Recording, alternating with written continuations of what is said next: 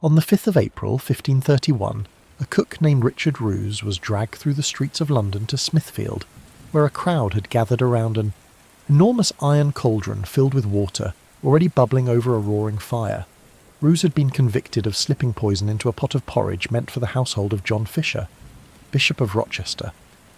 2 people died, a gentleman named Bernard Curwen and a poor beggar woman called Alice Trippitt, who had simply been in the wrong kitchen at the wrong time, hoping for a free meal. Henry VIII took the crime so personally that he pushed a brand new law through Parliament, the Poisoning Act of 1530, which made killing by poison an act of high treason punishable not by hanging, not by beheading, but by boiling alive. And so Richard Roos was lowered into that cauldron on a chain, pulled up and down by a gibbet dipped again and again into the scalding water, while the crowd watched and the Grey Friars Chronicle dutifully recorded the whole thing for posterity. Historians still argue whether Roos was a genuine assassin hired by enemies of Bishop Fisher, perhaps even agents sympathetic to Anne Boleyn's faction, or merely a spectacularly stupid man who trusted a stranger handing out mysterious white powder and thought it would make a funny prank. Either way, Henry's message was unmistakable. You do not tamper with the king's food. You do not tamper with anyone's food. And if you do, you will cook longer than the pottage ever did. Now that story might seem like a strange way to begin a bedtime episode, but it tells you everything you need to know about tonight's subject. We're going to spend the next couple of hours exploring what it was actually like to sit at Henry VIII's royal table in the year 1546. The last full year of his reign, when the king was enormous, paranoid, in constant pain, and surrounded by courtiers who smiled through their teeth while silently calculating whether they would survive until dessert. This is not the sanitised Renaissance fair version of Tudor dining. This is the real thing. The politics, the pageantry, the sweating cooks, the poisoned gravy, and the mind-boggling quantities of roasted swan. So before you get comfortable, take a moment to like the video and subscribe, but only if you genuinely enjoy what I do here. There is no obligation, no Tudor law compelling you, and I can promise you will not be boiled in a cauldron if you choose to scroll past. Though I appreciate the ones who stick around. If you are watching this, drop your location and your local time in the comments. I always love seeing where you all are, whether it is 2 in the morning in Manila or just past sunset in São Paulo. It makes this feel like a proper gathering, which is fitting, because tonight we're attending the most dangerous dinner party in English history. Now dim the lights, maybe turn on a fan for that soft background hum, and let us ease into tonight's journey together. Get your blankets sorted, find that perfect position, you know the one, and let your breathing slow down just a little. We are heading back nearly 500 years, to a London that smells of wood smoke and river mud and roasting meat, to a palace where every smile hides a dagger and every dish hides a prayer. You're about to become a minor courtier in the household of King Henry VIII, and your first meal at the royal table is about to begin. Whether you survive it, well, that depends entirely on how well you play the game. Let us start with how you got here in the first place. It is the autumn of 1546. You're a younger son of a middling gentry, family somewhere in the south of England, comfortable enough to own land, but not wealthy enough to sit at home and ignore the court. Your father pulled some strings, called in a favour owed by a cousin who serves in the household of the Lord Chamberlain, and after months of quiet negotiation, you have been granted a minor position in the royal household. You're nobody important. You do not have a title. You do not have wealth. What you have is proximity, and in Tudor England, proximity to the king is the most valuable currency there is. More valuable than gold, more valuable than land, more valuable even than a pound of saffron, which in 1546 costs roughly a month's wages for a skilled craftsman. You are here because being near Henry means opportunities, grants, offices, marriages, advancement, and because being far from Henry means obscurity, poverty, and irrelevance. Of course, being near Henry also means danger, because this particular king has a habit of destroying the people closest to him, but you try not to think about that as your horse carries you along the muddy road toward London, past fields stubbled with the remains of the autumn harvest, under a sky the colour of pewter. You can smell the city before you see it. The Thames carries its own particular perfume, a blend of fish guts, tannery waste, human sewage, and the faint sweetness of brewing ale that drifts from the dozens of brewhouses lining the South Bank. London in 1546 is home to roughly 100,000 souls, which makes it enormous by the standards of the time. though you could fit the entire population into a modern football stadium with room to spare. The streets are narrow, unpaved in most places, and shared equally by humans, horses, pigs and rats. A quirky little detail that most people do not know. The city actually employed official pig catchers whose sole job was to round up stray swine wandering through the lanes. Because loose pigs had a troublesome habit of knocking over market stalls and, on at least one recorded occasion, biting a child badly enough to require a barber surgeon.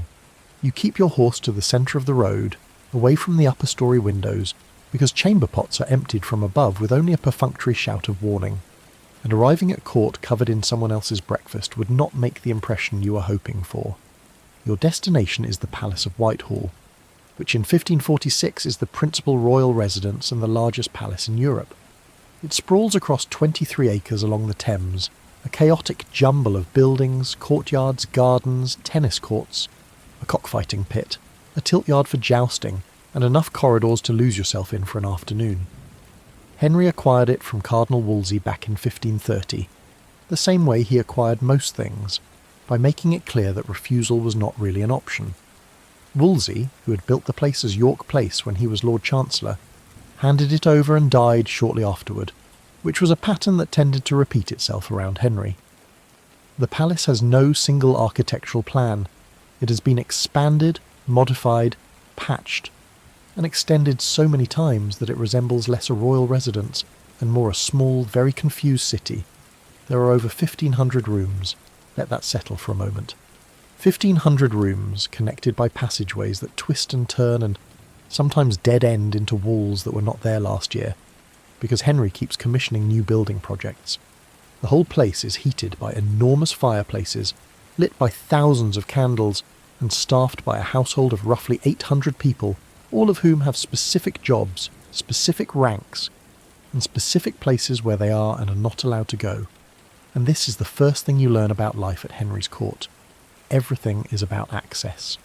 The palace operates on a system of increasingly restricted zones, like concentric circles around the king, and your rank determines how far inward you can penetrate.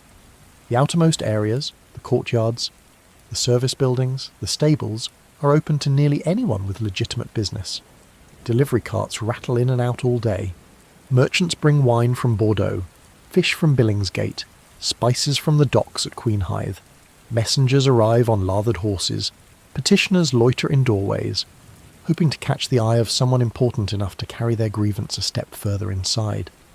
This is the noisy, churning periphery of power, and it smells of horse dung and ambition in roughly equal measure. Move one layer deeper, and you reach the Great Hall, which is the social centre of the household. If Whitehall had one at the scale of Hampton Court, and it essentially did, then this is a vast, high-ceilinged chamber with a hammer-beam roof and tapestries covering the stone walls for warmth as much as decoration. About 600 of the lower-ranking household members eat here in 2 daily sittings, their meals served on wooden trenchers at long trestle tables arranged in rows. The noise during mealtime is considerable. Imagine a school canteen, but with more ale and fewer vegetables, and where everyone is wearing wool and linen and the lighting comes exclusively from candles and whatever grey daylight filters through the windows. This is where you will take your meals, at least for now. Your seat assignment is not random. It is determined by your rank, and it is determined precisely. You do not simply walk in and sit wherever you like. That kind of casual self-seating would cause a scandal roughly equivalent to showing up at Buckingham Palace in your pyjamas. The Eltham Ordinances of 1526, a massive, detailed set of household rules drawn up by Cardinal Wolsey, specify exactly who sits where, what they eat, how much ale they receive, and even how many candles their table gets. Your place is below the salt, which means you're seated in the lower portion of the hall, away from the high table, on the wrong side of the great ceremonial salt cellar that sits in the middle of the room like a gleaming silver judgment. The salt cellar itself is worth pausing over, because in Tudor England, salt is not just a condiment. It is a marker of status so important that your entire social position can be read from your relationship to it. The Great Salt, as it is called, is an ornate, towering vessel, often shaped like a ship or a castle, made of silver or silver gilt, and placed at the centre of the high table. Everyone seated above the salt are closer to the head of the table. Closer to where the Lord, or in this case the King's representatives, sit, is of higher rank. Everyone below it, which includes you, is of lower rank. This is not subtle. This is not a gentle hint. This is a physical, visible, three-dimensional announcement of your place in the world, and it sits right there on the table between you and the people who matter. You will eat the same bread. Well, not exactly the same bread, actually, because the people above the salt get manchet, which is fine white bread made from sifted flour, while you get cheap bread, which is coarser, darker, and made from flour that has not been so thoroughly refined. But the point stands. You are here. You are below the salt, and everyone knows it. Beyond the Great Hall lies the Great Watching Chamber, and this is where the invisible barrier becomes very real. The yeomen of the Guard, Henry's personal bodyguard unit, established by his father Henry VII, stand watch at the entrance, and they do not let just anyone through. Only courtiers of sufficient rank, members of the Privy Chamber, visiting ambassadors, and specifically summoned individuals are permitted to pass. This is the first of the King's State apartments, and entering it means you have crossed from the merely communal into the genuinely political. The Great Watching Chamber is where higher-ranking courtiers dine, where visiting dignitaries are received, and where the Sunday and feast day liturgical processions pass through on their way to the Chapel Royal. The tapestries here are finer. The food is better. The wine is real Gascon claret, not the watered ale you get down in the Great Hall, and the conversation is more dangerous because in this room, the things you say might actually reach the King's ears. Beyond the Watching Chamber lies the Presence Chamber, and beyond that the Privy Chamber and the King's private apartments. You will likely never see these rooms. The Privy Chamber is staffed by the Gentlemen of the Privy Chamber, a small elite group of men who attend to the King's most personal needs, dressing him, bathing him, sleeping in his bedchamber on a pallet at the foot of his bed. These are the men who see Henry without his public mask, who know when his leg ulcers are seeping, who hear him groan in the night from pain. They are among the most powerful men in England, not because of their titles, but because of their access. In 1546, the chief gentleman of the Privy Chamber is Sir Anthony Denny, a quiet, efficient Protestant who has the King's ear and knows exactly how to use it. Historians still argue whether Denny's influence on Henry's religious policies was calculated, political manoeuvring, or simply the natural consequence of being the last person the King spoke to before falling asleep each night. Either way, Denny is a man you want to befriend and absolutely do not want to cross, but you are nowhere near the Privy Chamber.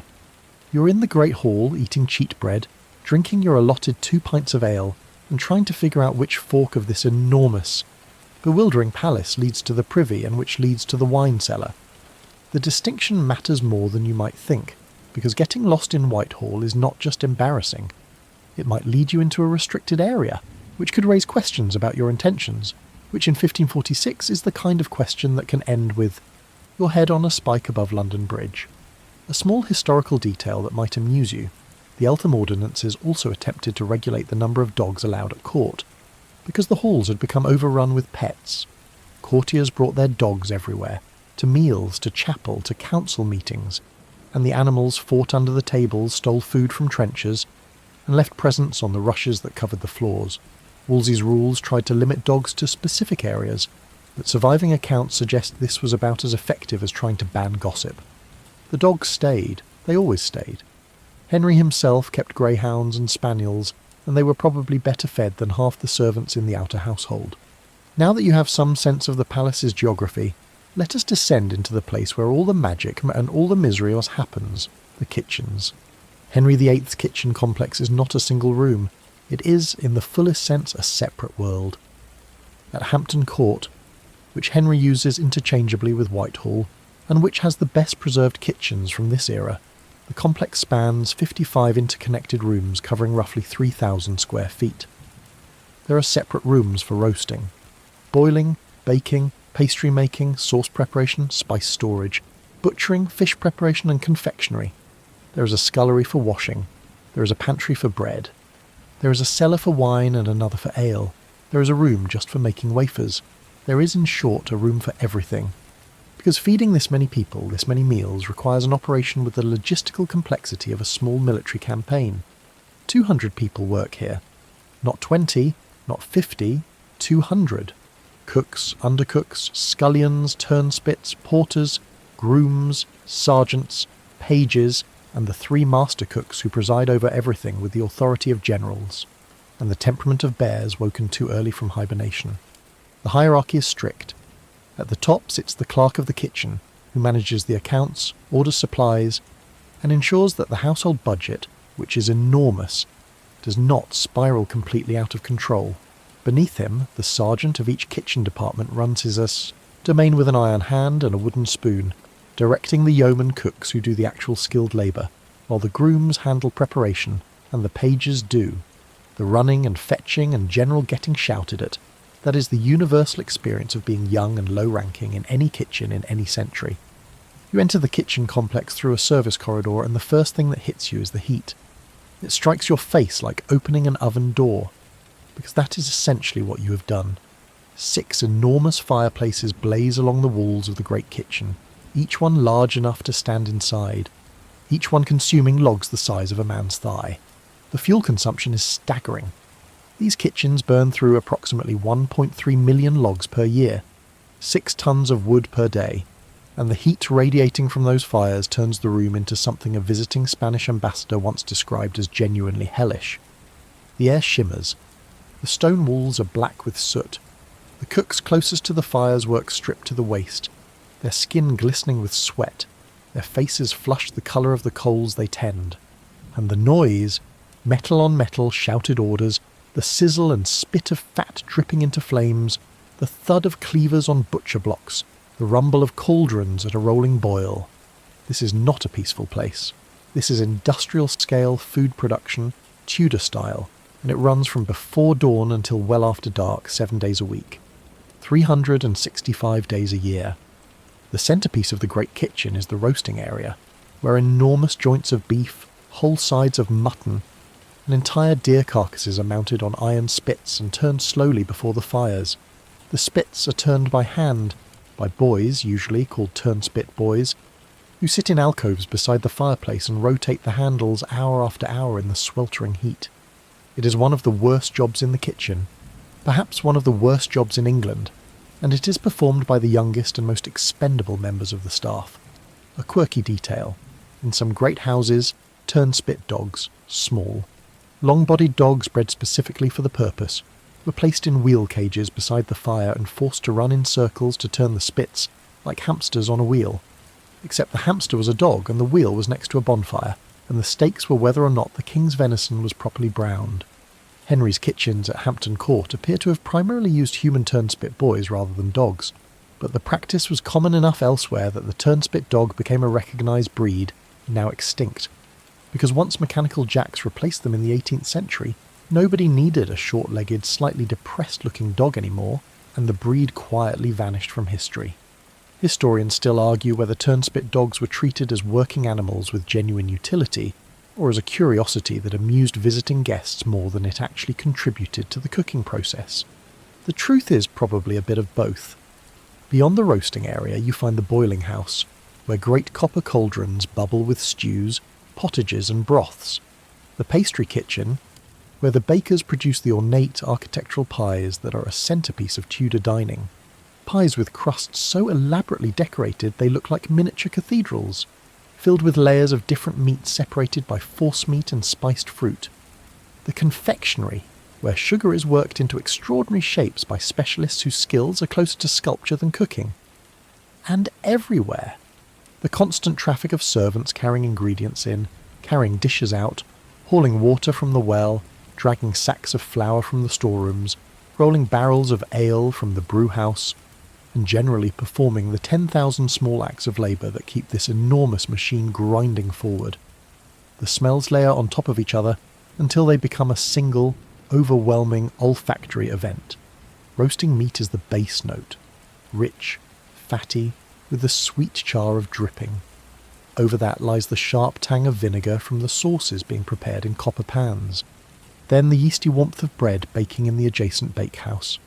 The pungent bite of onions and garlic being chopped by a row of grooms who are all, without exception, weeping openly, because onions do not care about your dignity. And underneath everything, the slightly sour note of the rushes on the floor, which are changed regularly but never quite often enough, mixed with the smell of spilled ale and animal fat, and the general human funk of 200 people working in close quarters without the benefit of modern deodorant. You will get used to it, Everyone does. But right now, in this moment, you're standing in the doorway with your mouth slightly open, wondering how any of this produces the elegant dishes you have heard about from the returning courtiers. The answer to that question lies with the three master cooks, who are the undisputed rulers of this culinary kingdom. In 1546, these are men of genuine importance. Not nobles, certainly, not anyone who would be invited to dine above the salt, but skilled professionals who command respect, earn decent wages, and possess knowledge that is genuinely irreplaceable. The master cook for the king oversees everything that touches the royal palate. He plans the menus, supervises the preparation, tastes the dishes before they leave the kitchen, a job that carries both honour and a very literal risk to his health, and ensures that every plate that arrives at the king's table is presented with the precision of a jeweller setting stones. He is, in many ways, the most important person at the dinner who will never actually be seen at the dinner, which is a particular kind of Tudor irony that nobody has time to appreciate. The hierarchy beneath the master cook is rigid and enforced with a kind of discipline that would make a military quartermaster nod approvingly.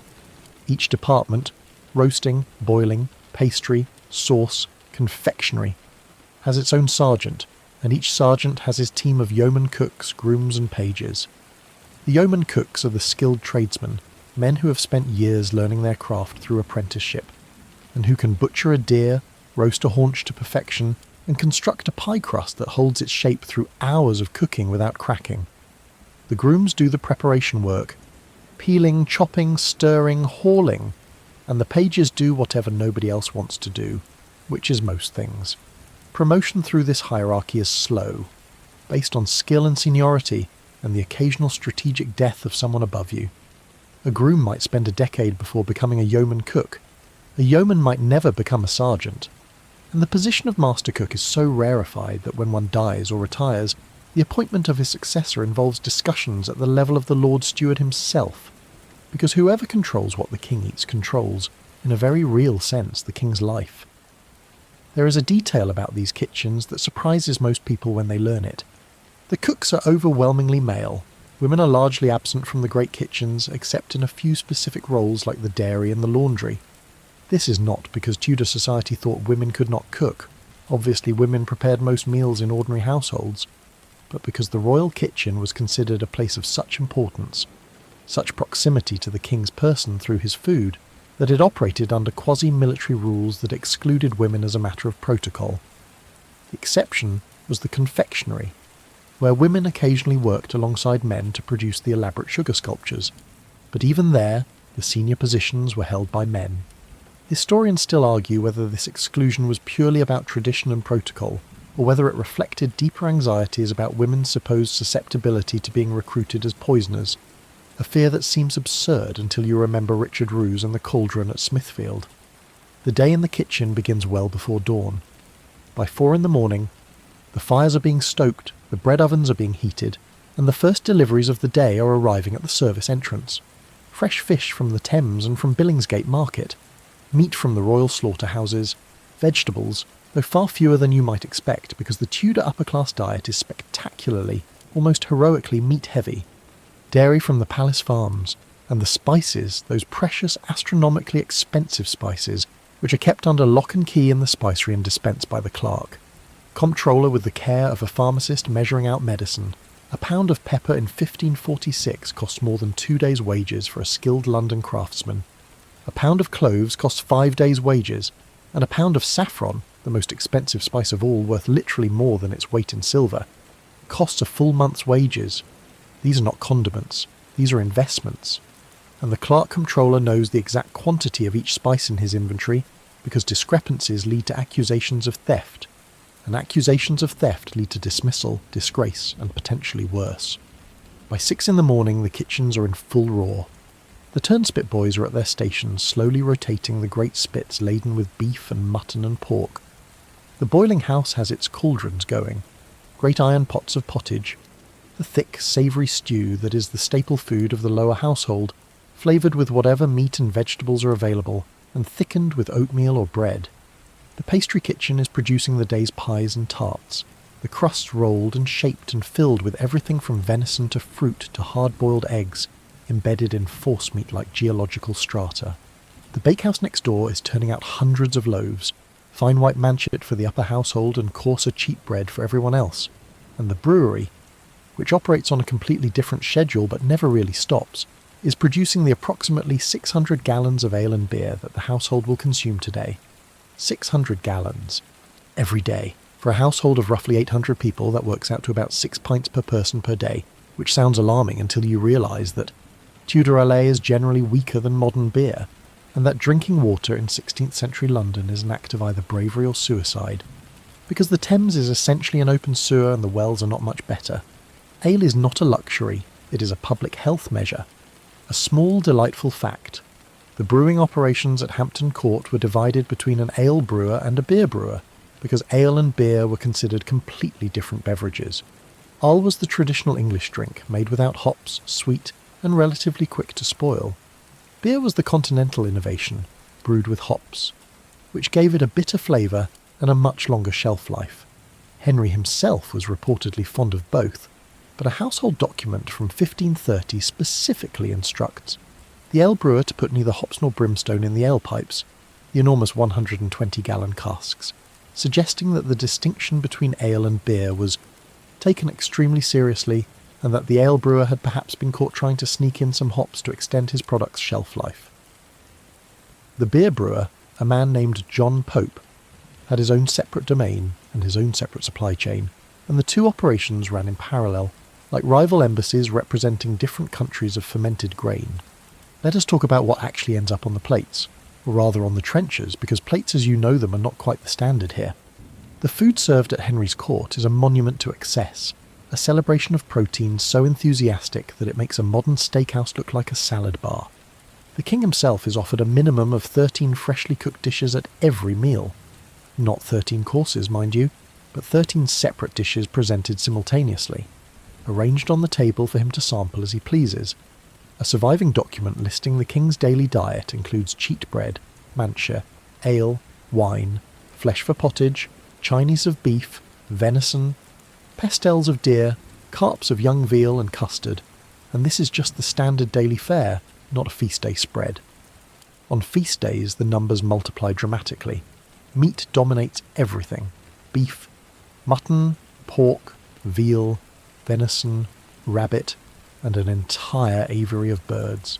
Capons, chickens, pigeons, larks, plovers, herons, bitterns, and the showpiece birds that make Tudor banquets the spectacles they are. Swan and peacock. Swan is a dish reserved exclusively for royalty and the highest nobility. In Tudor England, all mute swans on open water belong to the crown, and eating one without specific permission from the king is a criminal offence. The bird is roasted whole and then, in a display of culinary theatre that borders on insanity, carefully recovered in its own skin and feathers, and presented at the table looking as lifelike as possible, sometimes with gold leaf applied to its feathers using egg white as adhesive. The effect is meant to be magnificent. The taste, by most historical accounts, is not. Swan is tough, oily, and strongly flavoured in a way that even generous amounts of spice cannot entirely disguise. But nobody eats swan for the flavour. You eat swan because you can, and because everyone watching you eat it knows exactly what it means about your status. Peacock is even more theatrical. The servants carefully skin the bird before cooking, preserving the entire plumage intact. The naked bird is roasted, spiced, and then painstakingly reassembled inside its own feathered skin, the tail fanned out behind it, the head propped up on a wire, the beak and claws sometimes gilded with real gold. And here is the part that never fails to astonish people. Ambitious cooks placed burning camphor or alcohol-soaked cotton inside the peacock's beak so that when the dish was carried to the table in torchlit procession, the bird appeared to be breathing fire. A dead, roasted, reassembled peacock glittering with gold, marching into the great hall wreathed in actual flames, carried aloft by sweating servants who were desperately hoping the fire would not spread to the feathers. If that is not the most Tudor thing you've ever heard, I do not know what is. But the truly exotic dishes push even further into territory that might make a modern diner pause. Porpoise appears on Tudor menus with some regularity, classified as a fish for the purposes of Lenten dietary restrictions, which tells you everything you need to know about Tudor logic regarding marine mammals. Conger eel, lamprey, pike and carp are standard offerings for fish days, when the consumption of meat from warm-blooded animals is forbidden by the church. And then there are the pies, those extraordinary Baroque constructions that are the signature of Tudor high cuisine. A proper Tudor pie is not a humble pastry with some filling. It is an architectural achievement. The crust, called a coffin, is built thick and sturdy enough to stand unsupported, often in elaborate shapes, castles, ships, crowns, and filled with multiple layers of different meats, separated by forcemeat stuffing, seasoned with pepper, ginger, and cloves, and sometimes containing hard-boiled eggs or dried fruits for additional texture and visual impact when the pie is cut open. The largest pies require their own structural engineering. They are built in stages, baked in stages and carried to the table by multiple servants, where they are opened with appropriate ceremony, releasing a cloud of fragrant steam that serves as a kind of olfactory announcement of wealth. Historians still argue whether the famous nursery rhyme about 24 blackbirds baked in a pie has its origins in actual Tudor practice. There are period references to live birds being sealed inside pie crusts, the crust baked empty, the birds inserted through a hole in the bottom, so that when the pie was cut open at the table, the birds would fly out in a startling burst of feathers and chaos, delighting the guests and presumably traumatizing the birds. Whether this actually happened at Henry's table or as a later embellishment is unclear, but given everything else we know about Tudor culinary showmanship, it would be entirely in character. A small fact that tells you something about the sheer volume of food consumed. The household accounts for Hampton Court record the annual consumption of approximately 8,000 sheep, 2,300 deer, 1,200 oxen, 800 calves, and quantities of poultry that are simply listed as too numerous to count individually. This is for a household of about 800 people, eating 2 meals a day for a year. The math works out to something like 5,000 calories per person per day, which is roughly double what a moderately active modern adult needs, and which explains both the general prosperity of life at court and the specific health problems of the king, who by 1546 has ballooned to an estimated 320 pounds, and whose waist has expanded from a youthful 32 inches to a truly remarkable 52 inches. Now, if the meat is the muscle of Tudor dining, the spices are the soul, and the sugar is the status symbol that makes the whole performance sing. You need to understand something about spices in 1546 that is fundamentally different from the modern world. Today you walk into a grocery store, pick up a jar of cinnamon for a few dollars, and never think twice about it. In Tudor England, that same cinnamon travelled from the island of Ceylon across the Indian Ocean, through the hands of Portuguese traders, around the Cape of Good Hope or overland through Arabia, across the Mediterranean, through the warehouses of Venice or Antwerp, across the English Channel, up the Thames to the docks at Queen Hithe, and into the locked spicery of the royal household, where it sat behind an iron-reinforced door guarded by a clerk, who kept a ledger tracking every gram. The journey took months. The markup at each stage was enormous, and by the time that cinnamon reaches the king's custard, it has travelled roughly 8,000 miles and passed through more hands than a rumour at court. Pepper is the most commonly used spice, and even pepper is expensive enough to be counted carefully. Saffron, which comes from the dried stigmas of crocus flowers and requires roughly 75,000 flowers to produce a single pound, is so valuable that it is sometimes used as currency. The cooks use it not only for flavour, but for the magnificent golden colour it imparts to sauces and custards, a colour that reads, in the visual language of the Tudor table, as wealth and generosity and power. When the king's dishes arrive gleaming with saffron-tinted sauce, every guest understands that what they are looking at is not just food, but money, enormous quantities of money, rendered edible and displayed for their admiration. Cloves from the Moluccas, nutmeg from Banda, mace from the same distant islands, ginger from India, long pepper from Java. The spice chest of a Tudor kitchen reads like an atlas of the known world, and every ingredient represents a web of trade routes, monopolies, wars, and fortunes won and lost. A quirky fact: nutmeg was so prized that a single voyage carrying a full cargo of it could make the ship's investors wealthy for life, and the Dutch and Portuguese fought actual naval battles over control of the tiny Banda Islands, the only place on Earth where nutmeg trees grew. The men fighting and dying over those islands would not have found it amusing to know that the spice they were killing for was going to end up in an English custard, but there it is. Empire in its earliest form was built one dessert at a time. And then there is sugar, which in 1546 occupies a strange position somewhere between food, medicine, and jewellery. Refined sugar comes primarily from Cyprus and the eastern Mediterranean, and its price puts it in the same category as the spices, a luxury so expensive that it is kept under lock and key and dispensed by weight. But sugar's real role at the Tudor table is not as a sweetener for food, it is as a medium for art. The confectionery department of the royal kitchen employs specialists, sugar workers, whose job is to transform this crystalline luxury into extraordinary three-dimensional sculptures called subtleties. These are displayed between courses of a banquet, and they are designed to astonish. In 1527, when Cardinal Wolsey hosted the French ambassador at Hampton Court, the subtleties included a model of St. Paul's Cathedral complete with steeple, a chess set with all the pieces fully formed, and a scale model of a castle with working drawbridge, all made entirely from sugar paste. The guests were not expected to eat these sculptures, though they could. The base material, called marchpane, was essentially marzipan, made from pulverized blanched almonds, sugar and rosewater, baked and then iced with more sugar and rosewater. Marchpane was shaped, moulded, painted with edible colours, and gilded with gold leaf to produce objects of genuine beauty, that also happened to be dessert. If you have ever seen a modern wedding cake, you have seen the distant descendant of a Tudor subtlety, though the modern version has been significantly democratised and stripped of its political messaging. Because the subtleties were political. Everything at the Tudor table was political. The subject of a subtlety, whether it depicted a castle being conquered, a saint performing a miracle, or the royal arm surrounded by Tudor roses, sent a message, and the guests were expected to read that message and respond accordingly. A subtlety depicting the king's victory over France was an invitation to celebrate English military power. A subtlety depicting a religious scene during a period of theological controversy was a statement about where the court stood on the question of reform.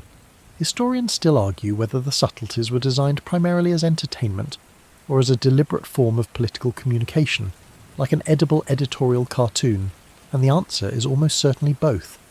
Nothing at Henry's court was ever purely one thing. Every gesture had layers, and if you could not read those layers, you were already in trouble. The sugar also did something else that is worth mentioning, because it connects directly to the title of tonight's episode. Sugar was destroying Henry's teeth. By the 1540s, the king's dental health was catastrophic, multiple missing teeth, chronic abscesses, and constant pain that contributed to his already legendary irritability. The irony is exquisite. The very substance that symbolised wealth, power, and royal generosity was quietly rotting the king from the inside out, one marchpane castle at a time. And it was not only Henry. The entire upper class of Tudor England had terrible teeth, because they were the only ones who could afford enough sugar to cause serious decay. The poor, who ate almost no sugar because they could not afford it, actually had better dental health. Wealth, in this case, was quite literally corrosive. You're beginning to understand why the title of tonight's episode is not an exaggeration. Everything about this table, the food, the drink, the protocol, the politics, is designed to impress, to intimidate, and, if you are not very careful, to kill you. And we have not even sat down to eat yet. The meal itself is a performance, choreographed with the precision of a religious ceremony, which in many ways it resembles. Before a single dish arrives, the table must be set, and the setting of the table follows a protocol so detailed that it could fill, and did fill, entire chapters of household ordinances. The process begins with the laying of the cloth. A fine linen tablecloth is spread over the table by the yeoman of the Uri, who smooths it flat with practised hands, ensuring that it drapes evenly on all sides and that no wrinkles mar its surface. This is not fussiness. This is protocol. A wrinkled tablecloth is a sign of a disordered household, and a disordered household is a reflection on the lord, or in this case, the king, which means a wrinkled tablecloth is functionally an act of treason against linen. On the cloth goes the great salt, positioned with care at the centre of the high table. Then the trenchers, thick rounds of slightly stale bread that serve as plates, soaking up the juices and sauces of whatever is placed upon them. In wealthier settings, wooden or pewter trenchers are used instead, with the bread serving as an accompaniment rather than a platform, and by 1546 the royal household is largely using wooden trenchers for the upper tables, with bread trenchers still common in the Great Hall for the lower household. Beside each trencher goes a napkin, folded precisely. Not casually tossed, not wadded up, but folded into a neat rectangle or, for the high table, into an elaborate shape that demonstrates the skill of the server and the importance of the diner. A knife is placed to the right of the trencher and a spoon to the left. There are no forks. The fork will not become standard at English tables for another century or so. You eat with your fingers, your knife, and your spoon, and if the idea of picking up a piece of roasted swan with your bare hands strikes you as uncivilized, well, the Tudors would have considered your fork a baffling Italian affectation and probably a sign of moral weakness. The bread is brought in next, manchet for the upper tables, cheat bread for the lower ones, all produced fresh that morning in the bakehouse. The yeoman of the pantry is formally conducted in by the usher, and he places the bread with ceremony along with the salt. There is a specific gesture involved.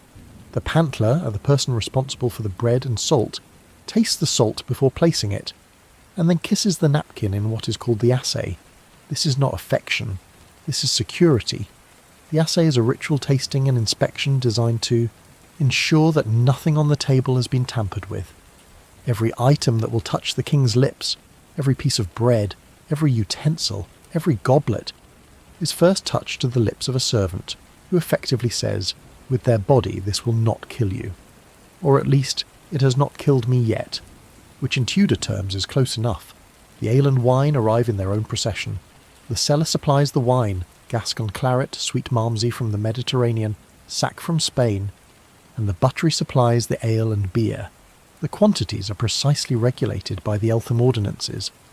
A baron dining in the great watching chamber is entitled to a pitcher of wine and 2 pitchers of ale. A knight gets slightly less, a gentleman even less, and you, down in the great hall, get your 2 pints of ale and your portion of bread and meat, and you are grateful for it. Because outside these walls there are people who would consider your allotment a feast. The ordinances also specify behavioural expectations that read like a combination of etiquette manual and criminal code.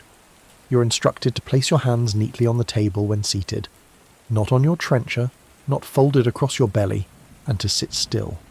Specifically, the rules state that you should not shift your buttocks left and right, as if to let off some blast.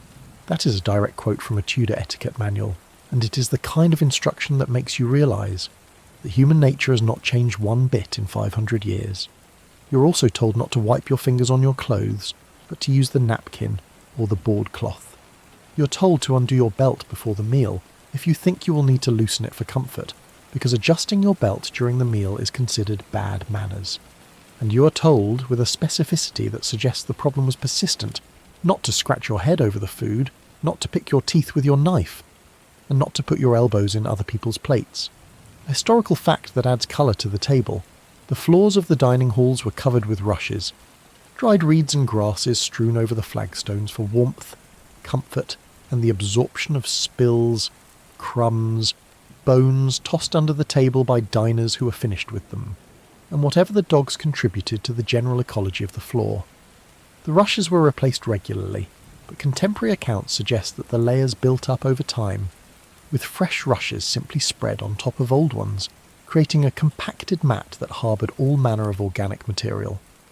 Erasmus of Rotterdam, who visited England earlier in the century, was horrified by the practice, noting that beneath the rushes lay a collection of beer, grease, fragments of bone, spittle, excrement of dogs and cats, and everything that is nasty. He was not being poetic, he was being accurate, and he thought the English were disgusting, which in the matter of floor coverings they probably were. And now we come to the people whose job it is to make sure you survive the meal, the food tasters. Every dish that reaches the king's table has been tasted before it arrives, and the tasting process is not a casual nibble. It is a formal, ritualized procedure that involves multiple people and multiple stages, each one designed to reduce the chance that the king will be poisoned to as close to 0 as humanly possible, which, given that poisons in the 16th century do not always work instantly, is not actually 0 at all, but the Tudors are doing their best with the medical knowledge available to them. The first line of defence is in the kitchen itself. The master cook for the king oversees the preparation of every royal dish and tastes each one before it leaves his station. This is part of his job description, and one of the reasons the position carries both prestige and genuine risk. If the master cook drops dead of poisoning, the king is saved. If the master cook survives, the dish is presumed safe. It is a binary system, elegant in its brutality, and the master cook presumably goes about his workday, with a heightened awareness of mortality that most people reserve for soldiers and tightrope walkers. The second line of defence is the sewer, not the drainage system, but the server, pronounced roughly the same way, whose job is to carry the food from the kitchen to the table. The sewer does not simply pick up the dish and walk. He participates in a procession. The food is carried through the service corridors, through the great hall, and toward the presence chamber in a formal parade, accompanied by servants bearing candles and escorted by yeoman guards. Along the way, the sewer tastes each dish again, using a small piece of bread called the assay piece, which he dips into the food, eats, and waits a moment before continuing the procession. If the sewer shows any sign of distress, which given the quality of the spicing, might be hard to distinguish from a normal reaction to extremely peppery venison, the dish is pulled from the procession and the alarm is raised. The third line of defence is at the table itself. Before the king touches any dish, his carver and cupbearer perform additional assays. The cupbearer tastes the wine, the carver tastes the meat. Every utensil that will touch the king's food is first kissed by a servant. Plates, cups, knives, spoons.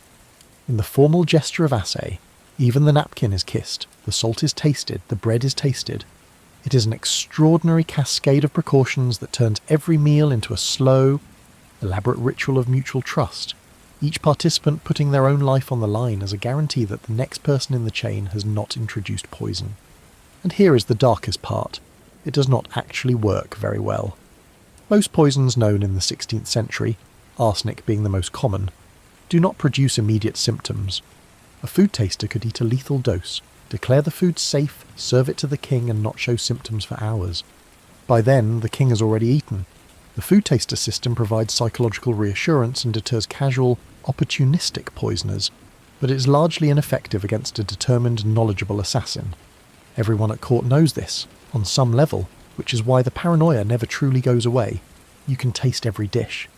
You can kiss every plate. You can station guards at every door. And still, somewhere in the back of your mind, you know that if someone with real knowledge of poisons truly wanted to kill the king, the tasting rituals would not save him. The food tasters themselves occupy a peculiar position in the household. They are physically close to the king, closer than most courtiers will ever get, and yet their closeness is defined entirely by their willingness to die in his place. They spend hours on their knees during formal banquets, because that is the prescribed posture for a taster in the king's presence. Kneeling, waiting, tasting, kneeling again. A quirky detail that captures the absurdity of the position. At extended feasts, which could last 5 or 6 hours, the food tasters might consume portions of every dish served, which means they are simultaneously performing one of the most dangerous jobs at court and eating one of the best meals in England. It is a little like being paid to test parachutes by jumping out of planes.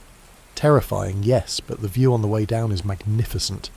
Historians still argue whether the food tasting system at Henry's court was a practical security measure, a symbolic assertion of royal importance, or a residual medieval custom that had long since lost its practical value and survived purely because nobody dared suggest abolishing it. The answer depends on whom you ask. The king's physicians probably believed it was necessary. The king himself certainly believed it was necessary. After the Richard Roos incident, Henry's paranoia about poisoning was elevated to something approaching obsession. And the food tasters themselves probably had complicated feelings about the whole arrangement, which they were not at liberty to express, because complaining about the king's security protocols was not a career-enhancing move. Let us linger for a moment on a related figure, the king's cupbearer. This was an ancient court position dating back centuries, and it carried enormous honour precisely because it required the holder to taste the king's wine before every sip. Wine was considered particularly vulnerable to poisoning because its strong flavour could mask the taste of added substances, and because a poisoned goblet could be targeted at the king specifically, whereas poisoning a communal dish was a blunter instrument. The cupbearer tasted the wine, poured it into the king's goblet, and then remained at the king's side throughout the meal, available to pour and taste additional servings.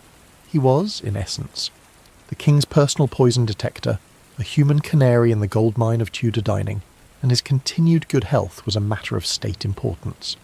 If the cupbearer fell ill during a meal, the entire table would be cleared, the kitchen sealed, and an investigation launched with the kind of urgency usually reserved for invasions and acts of God.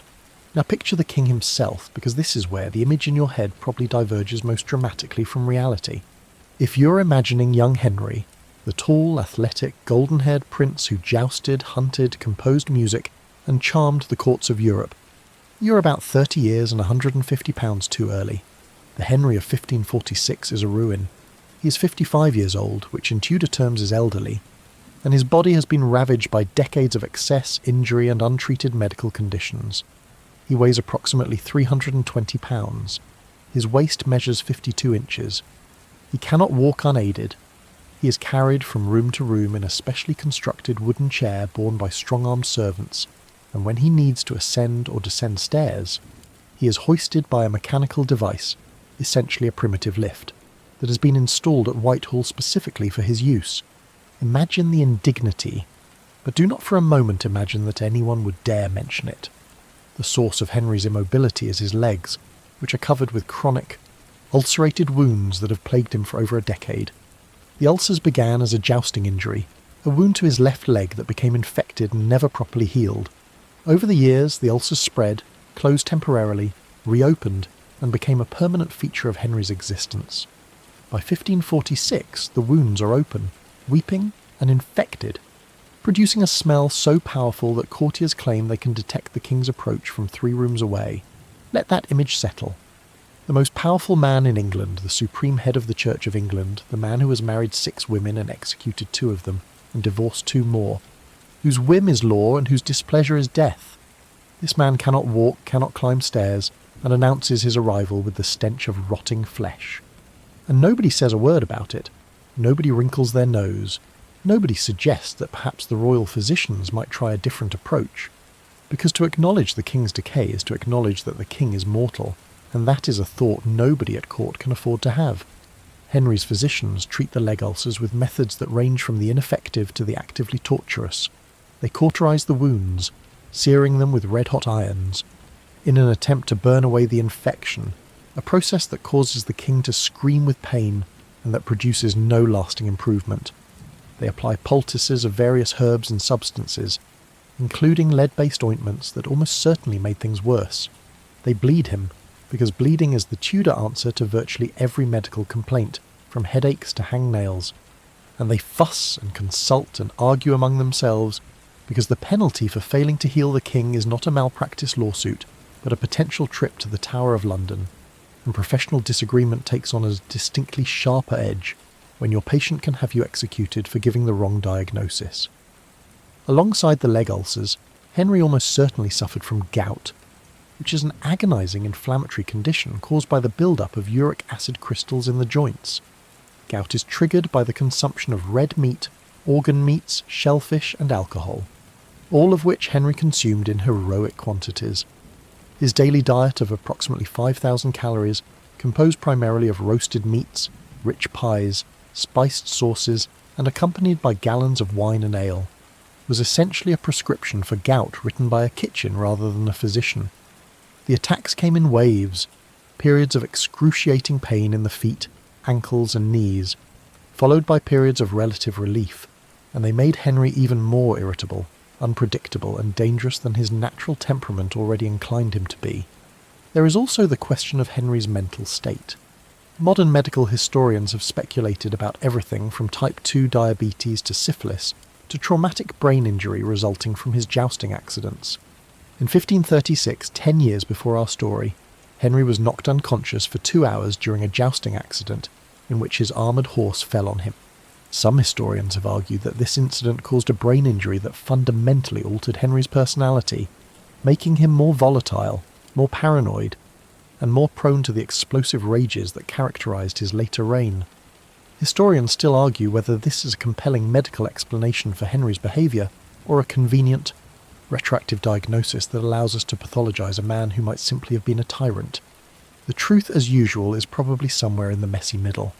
What is not in dispute is the effect of Henry's physical condition on the atmosphere of his court. A king in pain is a dangerous king. A king who cannot walk, who stinks of infection, who is visibly and undeniably falling apart, and who is surrounded by ambitious courtiers waiting for him to die. The king trusts no one, suspects everyone, and rules by fear because he can no longer rule by charisma. In 1546, Henry's court is a place where a single ill-timed joke, a perceived slight, a rumour about your religious sympathies, or even a facial expression that the king interprets as pity or disgust can end your career, your freedom, or your life. And you're about to sit down to dinner in this environment. You're about to eat roasted venison and drink Gascon claret while a 320-pound monarch with rotting legs and a volcanic temper sits under a canopy of state at the far end of the room, watching the court through narrowed eyes, wondering which of you is going to be the next to betray him. Sleep well. We're just getting started. By 1546, Henry's on his sixth wife. Catherine Parr, and their marriage is itself a kind of dinner party, where the guests never quite know when the host is going to overturn the table. Catherine is no ingenue. She's approximately 34 years old, already twice widowed, intelligent, well-read, and, this is the part that nearly kills her, passionately interested in religious reform. She has the habit of debating theology with Henry during their private meals, arguing in favour of Protestant ideas with an enthusiasm that impresses some of her ladies-in-waiting and terrifies everyone else. Because debating religion with Henry VIII is like playing chess with someone who can execute your bishops, in the real sense. He has literally executed bishops. John Fisher, the Bishop of Rochester, went to the block in 1535, and Thomas More, the former Lord Chancellor, followed him shortly after. Henry's religious position is a labyrinth of contradictions. He has broken with Rome, declared himself supreme head of the Church of England, dissolved the monasteries, and seized their wealth. But he has also maintained many Catholic doctrines, executed Protestants for heresy, and created a theological middle ground that satisfies absolutely nobody and keeps everyone in a permanent state of anxious confusion about exactly what they are allowed to believe this week. Catherine's mistake, and it is a mistake she very nearly pays for with her life, is that she forgets the first rule of dining with Henry. The king may invite discussion, but the king must always win the argument. Sometime in the summer of 1546, Henry confides to Stephen Gardiner, the Bishop of Winchester, that he is irritated by Catherine's religious opinions. Gardiner, who is a conservative Catholic and Catherine's political enemy, leaps on this opening like a fox on a rabbit. He persuades Henry to authorise an investigation into the Queen's beliefs, and before Catherine knows what is happening, a warrant has been drawn up for her arrest on suspicion of heresy. This is not a theoretical danger. Anne Askew, a young Protestant woman connected to several of Catherine's ladies-in-waiting, has already been arrested, tortured on the rack at the Tower of London and convicted of heresy. On the 16th of July, 1546, Askew will be burned alive at Smithfield, carried to the stake in a chair because the torturers left her unable to stand. The connection between Askew and the Queen's household is not coincidental. Gardiner is building a chain of evidence designed to link Catherine to Protestant heresy, and Askew is a link in that chain. Catherine discovers the warrant, accounts differ on exactly how, and acts with the quick thinking that has characterised her survival instincts throughout her marriage. She goes to Henry, throws herself at his feet, and declares that she has never intended to instruct the king in matters of religion. She claims that her only purpose in debating theology was to distract him from the pain of his ulcerated legs, and that she wished to learn from his vastly superior wisdom. It is a masterful performance, simultaneously humble, flattering, and plausible, and Henry, whose ego is as inflated as his waistline, accepts it. When the Lord Chancellor arrives the next day to arrest Catherine, Henry sends him away with a rebuke so harsh that the bewildered Chancellor retreats in confusion. Catherine Parr survives, but the episode reveals exactly how precarious life at Henry's table really is. The Queen of England, the woman who sleeps beside the king, who dines with him every evening, who has his ear and his trust and his ring on her finger, came within hours of arrest, trial, and potentially execution, because she said the wrong thing about the wrong book at the wrong time during dinner conversation.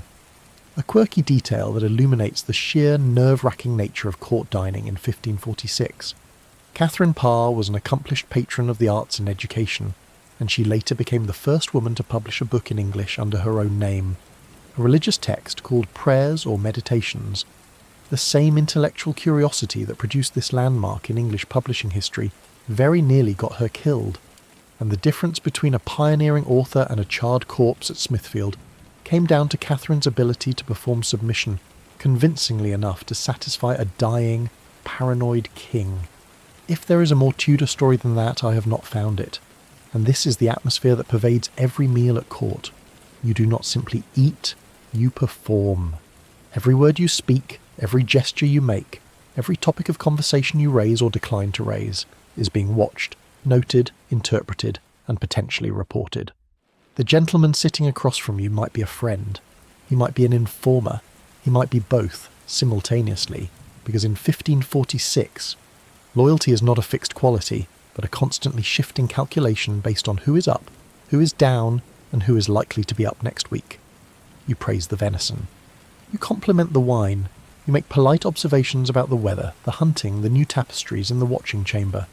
You do not discuss religion, because any opinion you express will be wrong in someone's estimation, and the someone whose estimation matters most changes without warning. You do not discuss politics, because the political landscape shifts like sand beneath your feet, and the alliance that keeps you safe today might be the conspiracy that dooms you tomorrow. You do not discuss the king's health, because to discuss the king's health is to discuss the king's death, and to discuss the king's death is to discuss the succession, and to discuss the succession is treason. And treason ends in one place and one place only. You talk about nothing, you smile at everyone, and you pray, with every bite you take, that the next course does not come with a side of arrest warrant.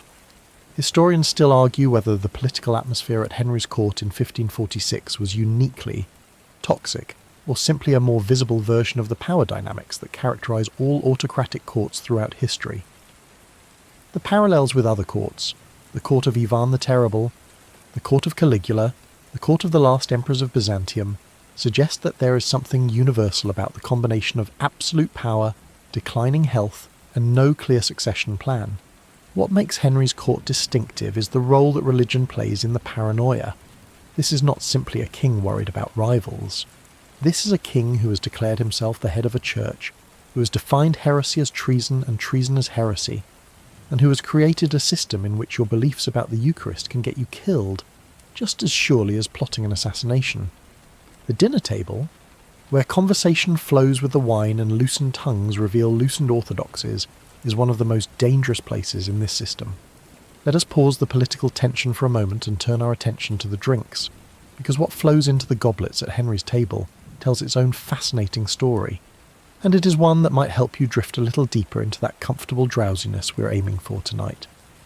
The wine cellars at Whitehall and Hampton Court are among the largest in Europe. Henry's court purchases approximately 250 tons of Gascon wine each year. That is wine from Bordeaux, shipped across the English Channel in enormous barrels, stored in cool, vaulted cellars beneath the palace, and served at the upper tables with a kind of reverence that modern sommeliers would recognise. On top of the Gascon wine, the court imports Malmsey, a rich, sweet wine from the eastern Mediterranean, from Crete and the Peloponnese, and Sack, which is a fortified wine from Spain, the ancestor of modern sherry.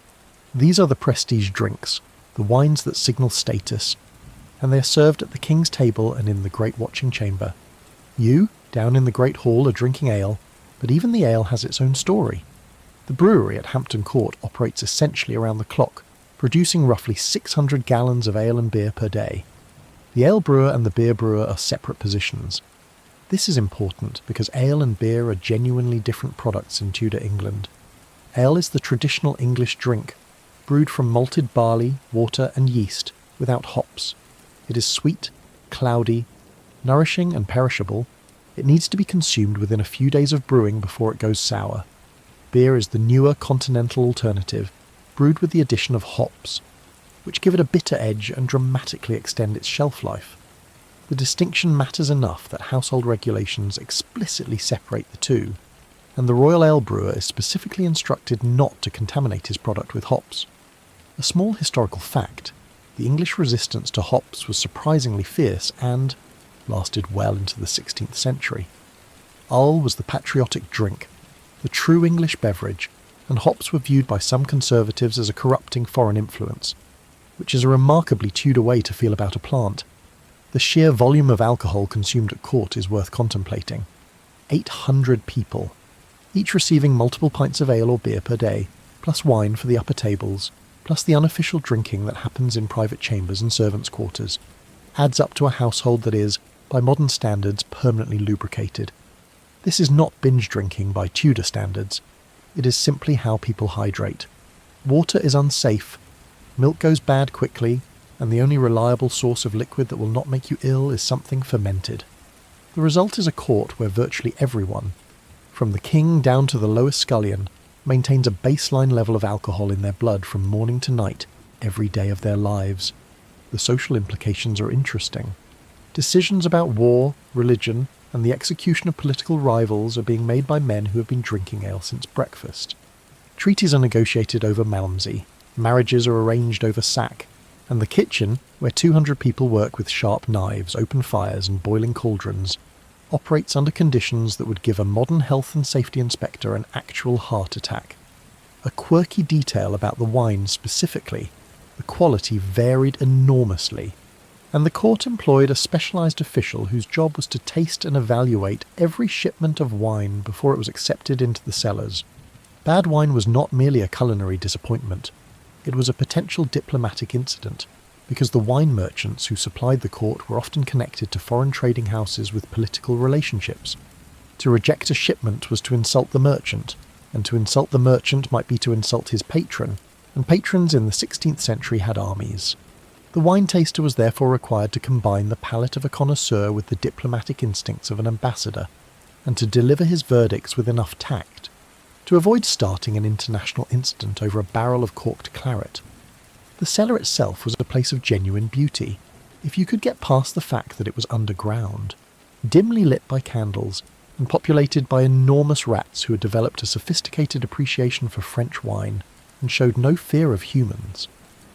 The barrels were arranged by type and quality, with the finest wines closest to the entrance for easy access and the cheaper wines deeper in, where the temperature was cooler and the rats were bolder.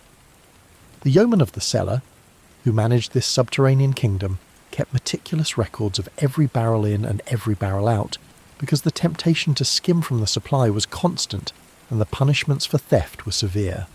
Historians still argue whether the cellar workers were more honest than average or simply better at hiding their thefts, because the household accounts occasionally record discrepancies between the wine ordered and the wine served that are too large to be explained by evaporation alone.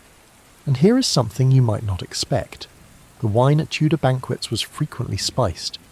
Hippocras, a warm spiced wine made by infusing claret with sugar, cinnamon, ginger, and sometimes long pepper, was a popular after-dinner drink and was believed to aid digestion. The spicing served a dual purpose. It improved the flavour of wine that might be slightly past its best, and it displayed wealth, because the spices in a jug of Hippocras were worth more than the wine itself.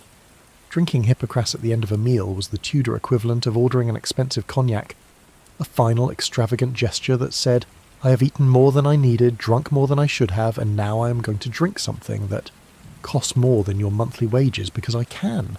You in the Great Hall do not get Hippocras. You get ale and, if you are lucky, a small cup of the cheaper wine that trickles down from the upper tables, but you can smell the Hippocras wafting from the watching chamber above you, warm and sweet and spicy, and the smell alone is enough to remind you of your place in the hierarchy. Let us come back to the bread, because in Tudor England, bread is never just bread. It is a social document, a class marker, and, in the case of the royal household, a logistical challenge of impressive proportions. The bakehouse at Hampton Court, and Whitehall has its equivalent, operates through the night, because the bread must be fresh for the morning meal, and producing enough loaves for 800 people takes time, skill, and a truly prodigious quantity of flour. There are two primary types of bread in the royal household, and the type you receive tells everyone around you exactly who you are. Manchet is the superior bread, fine, white, made from wheat flour that has been sifted through a bolting cloth to remove the bran and produce a light, delicate loaf. It is soft, fragrant and slightly sweet, closer to a modern brioche than to anything you would find in a medieval peasant's cottage. Manchet is served at the upper tables to the king, the queen, the nobility, and the senior household officers. It is a luxury product. The wheat it requires is expensive, The sifting process is labour-intensive, and the result is a bread that practically whispers money when you tear it open. Cheat bread is what everyone else gets. Cheat, from the Old English word meaning bran or husks, is made from flour that has been less thoroughly sifted, retaining more of the bran and producing a denser, darker, more assertively flavoured loaf. It is perfectly nutritious. It is filling. It tastes fine, honestly, especially when it's fresh and warm from the oven. But it is not manchet, and everyone knows it is not manchet, and the difference is visible from across the room. The whiteness of your bread is a shorthand for your rank, and this equation, white bread equals high status, dark bread equals low status, will persist in English culture for centuries, which is ironic given that modern nutritionists would tell you the dark bread is considerably better for you. Below cheat bread, for the very lowest servants, and for distribution to the poor who gather at the palace gates, there is horse bread, a heavy coarse loaf made from a mixture of whatever flour is available, often including rye, oats, or even beans. It is called horse bread because it was traditionally fed to horses, and the fact that it is also fed to the poorest humans tells you everything about the Tudor social hierarchy without requiring a single additional word. The bakehouse itself is a noisy, dusty, intensely hot environment. The ovens are brick-built structures that are heated by burning wood inside them, then sweeping out the ashes and inserting the loaves to bake in the residual heat. The bakers work in shifts, kneading enormous quantities of dough by hand. The mechanical bread-kneading machine is still centuries away, and they are among the few kitchen workers who start there, a day even earlier than the cooks because the bread must be ready before the first meal at 10 in the morning. A quirky detail. The bakers were known for developing exceptionally strong forearms from years of kneading, and there are records of bakers being recruited for other physical tasks in the household, specifically because of their upper body strength. The Tudor baker was, in a very real sense, the original gym bro, though his gym was a flour-covered room at 4. In the morning and his equipment was a 100-pound mass of raw dough. The bread also serves a practical function that connects to the dining ritual. Trenchers. The flat rounds of bread used as plates at the lower tables are made from bread that is a few days old, specifically because stale bread absorbs juices without disintegrating. Fresh bread would fall apart under the weight of a sauce-drenched piece of venison. Stale bread holds its shape, serves its purpose, and then, at the end of the meal, is collected in large baskets called voiders and carried to the almoner, the household officer responsible for distributing the king's charity. The almoner takes the used trenchers, along with other leftovers from the meal, and distributes them to the poor who wait at the palace gates. This is not generosity, it is protocol. The Eltham ordinances specifically mandate the collection and distribution of leftovers, and the almoner's role is a formal household position with its own staff and budget. But the effect is the same. The bread that was your plate at dinner becomes someone else's dinner, and the hierarchy of the table extends beyond the palace walls into the streets of London, where the poor eat the literal leavings of the rich and are expected to be grateful for it. Historians still argue whether the Tudor system of distributing leftovers to the poor was a genuine expression of Christian charity, a cynical public relations exercise designed to prevent social unrest, or simply a practical solution to the problem of what to do with the enormous quantities of uneaten food that a court producing 5,000 calories per person per day inevitably generates.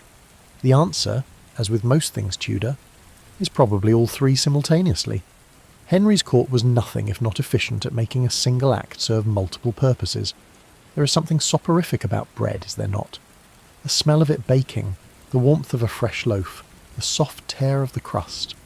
Even in 1546, in the middle of all this danger and paranoia and political intrigue, there is something fundamentally comforting about the fact that somewhere in the basement of Whitehall Palace, a flour-dusted baker is pulling a tray of manchet from the oven at 4 in the morning, and the smell of it drifts up through the corridors and staircases and reaches the sleeping courtiers in their chambers, and for a moment, before the day begins and the performance resumes, the palace just smells like bread. The trumpet sounds, not a fanfare from a movie soundtrack, a real physical trumpet blown by a member of the household musicians, its clear bright tone cutting through the murmur of conversation and the clatter of preparations. This is the signal that the meal is about to be served, and the effect on the assembled company is immediate. Conversations halt mid-sentence, servants snap to attention, Dogs are kicked under tables with more urgency than usual. And throughout the Great Hall, the Great Watching Chamber, and the Presence Chamber, hundreds of people settle into their precisely assigned seats and compose their faces into expressions of appropriate anticipation. The food arrives in procession. This is not an exaggeration or a metaphor. The dishes are carried from the kitchen through the service corridors and into the dining areas in a formal parade, led by the yeoman usher, who carries a white rod of office and walks with the measured pace of a man who knows that the entire household is watching him. Behind him come the sewers and serving men, each bearing a dish covered with a cloth to keep it warm and protect it from contamination, or, less charitably, from the dogs. The procession moves through the Great Hall first, depositing dishes at the lower tables, and then continues upward through the hierarchy of rooms, with the finest dishes reserved for the king's table in the presence chamber. At the lower tables, where you are seated, the service is efficient but relatively simple. The dishes arrive, the covers are removed, and you help yourself with your fingers, your knife and your spoon, taking portions from the communal platters and placing them on your trencher. The food at this level is hearty but unremarkable. Pottage, roasted or boiled beef, bread and ale. It is filling. It is nutritious by Tudor standards. And it is a vast improvement over what most people in England are eating tonight, which is why the lower household members generally eat with genuine enthusiasm and minimal complaint, despite the fact that they can see and smell the far superior dishes being carried past them on their way to the upper tables. At the upper tables, the service is a different matter entirely. Each dish is presented with ceremony, the covers removed with a flourish, the food arranged on the table in a specific order dictated by the Eltham ordinances. The most prestigious dish is placed closest to the highest-ranking diner, and the arrangement radiates outward in diminishing importance, so that even the layout of the food on the table is a map of the social hierarchy. The servers bow before placing each dish. The carver, a position of genuine honour in the household, stands at the head of the table and carves the meat with professional skill, distributing portions according to rank. The cupbearer pours the wine, and around the edges of the room, attendants stand ready to refill cups, replace soiled napkins, bring additional bread, and generally ensure that the dining experience is as smooth and uninterrupted as the complicated machinery of Tudor service can make it. The meal is structured in 2 courses, each containing multiple dishes. The first course typically features the heavier meats, beef, mutton, venison, along with the great pies and the pottages. The second course brings the lighter meats, poultry, game birds, fish, along with the sweet dishes, the tarts and the custards. Between the courses, at formal banquets, the subtleties appear, those extraordinary sugar sculptures that we discussed earlier, carried in with appropriate ceremony and set on the table for admiration and gentle consumption. The entire meal lasts at least 2 hours on ordinary days and can extend to 5 or 6 hours on feast days, during which time you are expected to eat, drink, converse, observe the proper courtesies, and maintain your composure no matter how much ale you have consumed or how desperately you need to use the privy. A historical fact that adds texture to the scene. The noise level during a Tudor court meal is considerable, but it is not chaos. There is conversation, but it is conducted at a moderate volume, because shouting at the table is forbidden by the Eltham ordinances. There is the sound of eating, knives on trenchers, spoons in bowls, the tearing of bread, the quiet slurp of soup. There is the shuffling of servers' feet on the rush-covered floor. There is music because the household musicians play during meals, usually from a gallery above the hall, filling the room with lute, recorder and sackbut, the ancestor of the trombone, in a gentle wash of sound that serves as both entertainment and white noise. And there is, always, the sound of dogs, because despite Wolsey's best efforts and the explicit regulations of the Eltham ordinances, the dogs are still here, still circling under the tables, still snatching fallen scraps with the silent efficiency of professionals who know exactly what they are doing. A quirky detail: the household musicians were required to learn a repertoire of pieces specifically chosen for their soothing qualities during dinner. Loud martial music was reserved for arrivals, departures and celebrations. Dinner music was softer, calmer, designed to aid digestion and promote pleasant conversation, the Tudor equivalent of a restaurant playlist. Henry himself was a composer and musician of some talent, and he is known to have strong opinions about the music played at his table, occasionally calling for specific pieces or dismissing musicians whose playing displeased him. It is entirely possible that some of the music you are hearing tonight was composed by the king himself, played by nervous musicians who are very aware that their performance is being judged by a man who combines genuine musical knowledge with the power of life and death. Historians still argue whether Henry's surviving musical compositions, including the famous pastime with good company, were entirely his own work or collaborative efforts polished by court musicians who wisely attributed all credit to the royal composer. The music itself is charming, technically competent, and exactly the kind of thing a talented amateur with unlimited resources and no one willing to offer honest criticism would produce. Make of that what you will. If you're fortunate enough, or unfortunate enough depending on your perspective, to be invited to dine in the Great Watching Chamber rather than the Great Hall, the experience shifts dramatically. The Watching Chamber is smaller, more intimate, and significantly more intense. The tapestries here are finer, depicting biblical scenes and allegorical figures in rich wool and silk thread that catches the candlelight. The ceiling is higher and more elaborately decorated. The table is set with pewter and silver rather than wood, and the company is composed of people who actually matter: knights, barons, senior household officers, visiting ambassadors, and the occasional bishop, all of whom are engaged in the ceaseless, exhausting work of being seen, being noticed, and being careful. The food in the Watching Chamber is noticeably superior to what is served in the Great Hall. Where the lower tables receive pottage and boiled beef, the upper tables receive roasted game, venison in elaborate sauces, poultry prepared in multiple styles, fish dishes for those observing a fast day, and the ornate pies that are the pride of the pastry kitchen. The wine is real, Gascon claret, Malmsey, sack, served in quantity and replenished by attentive cupbearers. The bread is manchy, soft and white and fragrant. And the subtleties, when they appear, are the genuine article. Sugar sculptures of extraordinary detail and ingenuity, representing castles, ships, churches, and sometimes topical scenes designed to flatter the king or comment on recent events. But the real difference between the Great Hall and the Watching Chamber is not the food. It is the conversation. In the Great Hall you can relax, relatively speaking. The lower household talks about ordinary things, their families, their home counties, the latest gossip from the stables, the quality of this week's ale, the alarming behaviour of someone's dog. In the Watching Chamber, every word is political. The man to your left is a member of the Privy Council. The woman across from you is a lady-in-waiting to the Queen. The bishop at the head of the table has the ear of Stephen Gardiner, who has the ear of the king. Everything you say in this room can be reported, interpreted, distorted, and used. The walls do not merely have ears, they have notebooks and excellent memories and a keen understanding of exactly how to present a casual remark in the worst possible light. You learn very quickly the art of saying nothing while appearing to say something.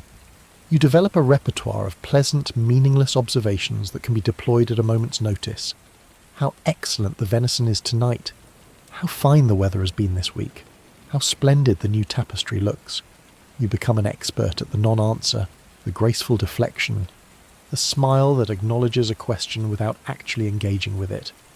You learn to laugh at jokes without committing to the premise, to nod in agreement without specifying what you're agreeing with, and to change the subject with the smooth efficiency of a river rounding a bend. These are survival skills, as essential to your continued existence as the ability to ride a horse or wield a sword, and far more likely to be tested on any given day. A historical fact about the Watching Chamber: the yeomen of the guard who stood watch at its entrance were among the oldest military unit in the English household. Established by Henry VII in 1485 after the Battle of Bosworth Field, the yeomen were the king's personal bodyguards, selected for their loyalty, their physical imposing nature, and their willingness to stand still for very long periods of time while wearing a lot of red and gold. By 1546, there are approximately 200 yeomen of the guard, and their presence at the entrance to the Watching Chamber serves as a physical reminder that the space you are about to enter is not merely a dining room. It is an extension of the king's person, and it is guarded accordingly.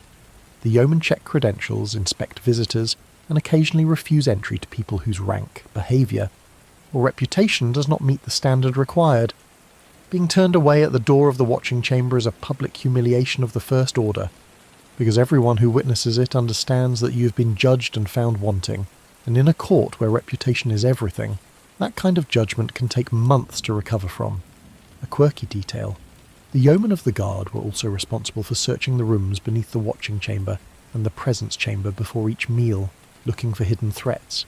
This practice, checking the cellars for intruders and explosives, would later become institutionalised as the ceremonial search of the Houses of Parliament, which is still performed to this day before the state opening, a tradition that descends directly from the security anxieties of Tudor kings.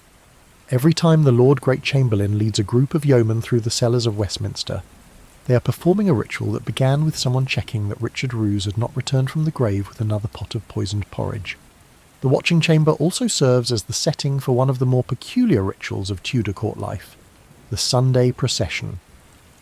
On Sundays and major feast days, the king and queen, accompanied by their retinue, process through the watching chamber on their way to the Chapel Royal. This is a public event. The watching chamber is filled with courtiers and spectators who stand along the walls as the royal party passes, and it serves as one of the few occasions when the king is visible to the wider court. Henry, by 1546, makes this procession in his carrying chair, borne by servants, his swollen legs wrapped in bandages, his face set in an expression of regal composure that requires a heroic effort of will. The courtiers bow as he passes. Nobody looks at his legs. Nobody mentions the smell. And the procession continues to the chapel, where everyone kneels and prays and pretends that the man they are praying for is not visibly dying in front of them. Historians still argue whether these Sunday processions in 1546 were acts of defiance by a king who refused to admit his own decline, or carefully managed public relations exercises designed to reassure the court that Henry was still in command. The truth is probably both, because Henry was simultaneously the most powerful and the most vulnerable man in England, and the gap between those two realities was widening every day. Now let us ascend to the summit of the dining hierarchy. The king's own table in the presence chamber where Henry eats alone. Not alone as in unattended. There are servants everywhere. The carver, the cupbearer, the sewer, the food tasters, the musicians, the gentlemen in attendance, but alone in the sense that no other person sits at his table. This is by design. The king dines in solitary splendour, under a canopy of state, an elaborate fabric canopy, richly embroidered with the royal arms, that hangs above his chair as a symbol of sovereignty. The canopy is not decorative, it is constitutional. Its presence declares that the person beneath it is the monarch, and it transforms whatever space it occupies into a throne room, whether that space is a formal state chamber or, on occasion, a tent in a muddy field. Where the canopy goes, the king's authority goes. The table itself is set with the finest plate. Silver and silver-gilt dishes, goblets and platters, some of them works of art in their own right, commissioned from the best goldsmiths in London and the continent. The tablecloth is the whitest linen. The napkins are folded into shapes so intricate they resemble origami. The salt cellar at the king's table is not merely a container for salt. It is a towering piece of goldsmith's work, possibly in the shape of a ship, possibly encrusted with jewels, and certainly worth more than most houses in London. Everything about this table is designed to communicate a single message. The person who eats here is not like other people. He is above them. He is apart from them. He is the centre around which the entire court revolves, and the food, the plate, the canopy, and the ceremony are all expressions of that centrality. Henry's 13-dish minimum arrives in its own dedicated procession, carried by his personal household servants, and preceded by essays at every stage. The dishes are arranged on the table in a specific pattern, with the most prestigious items closest to the king. He does not eat everything.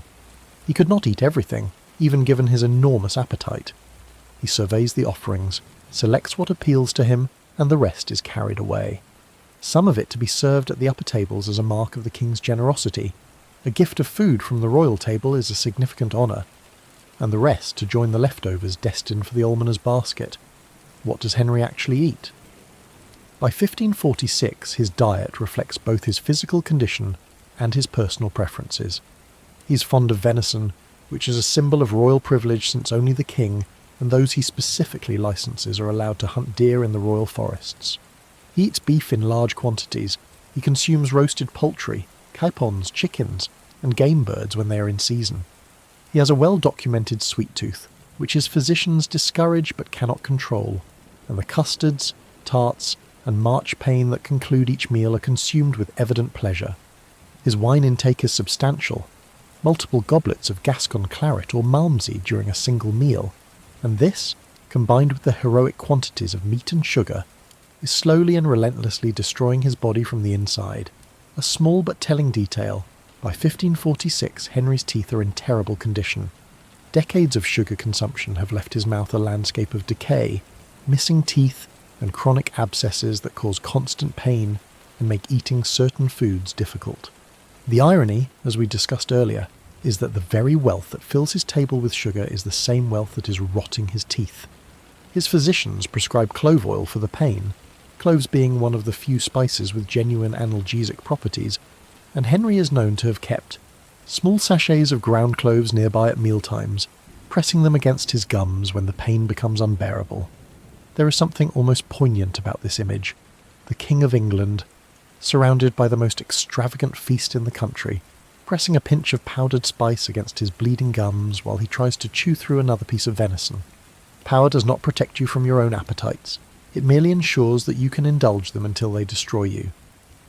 The servants who attend Henry at table are selected for their discretion as much as their skill.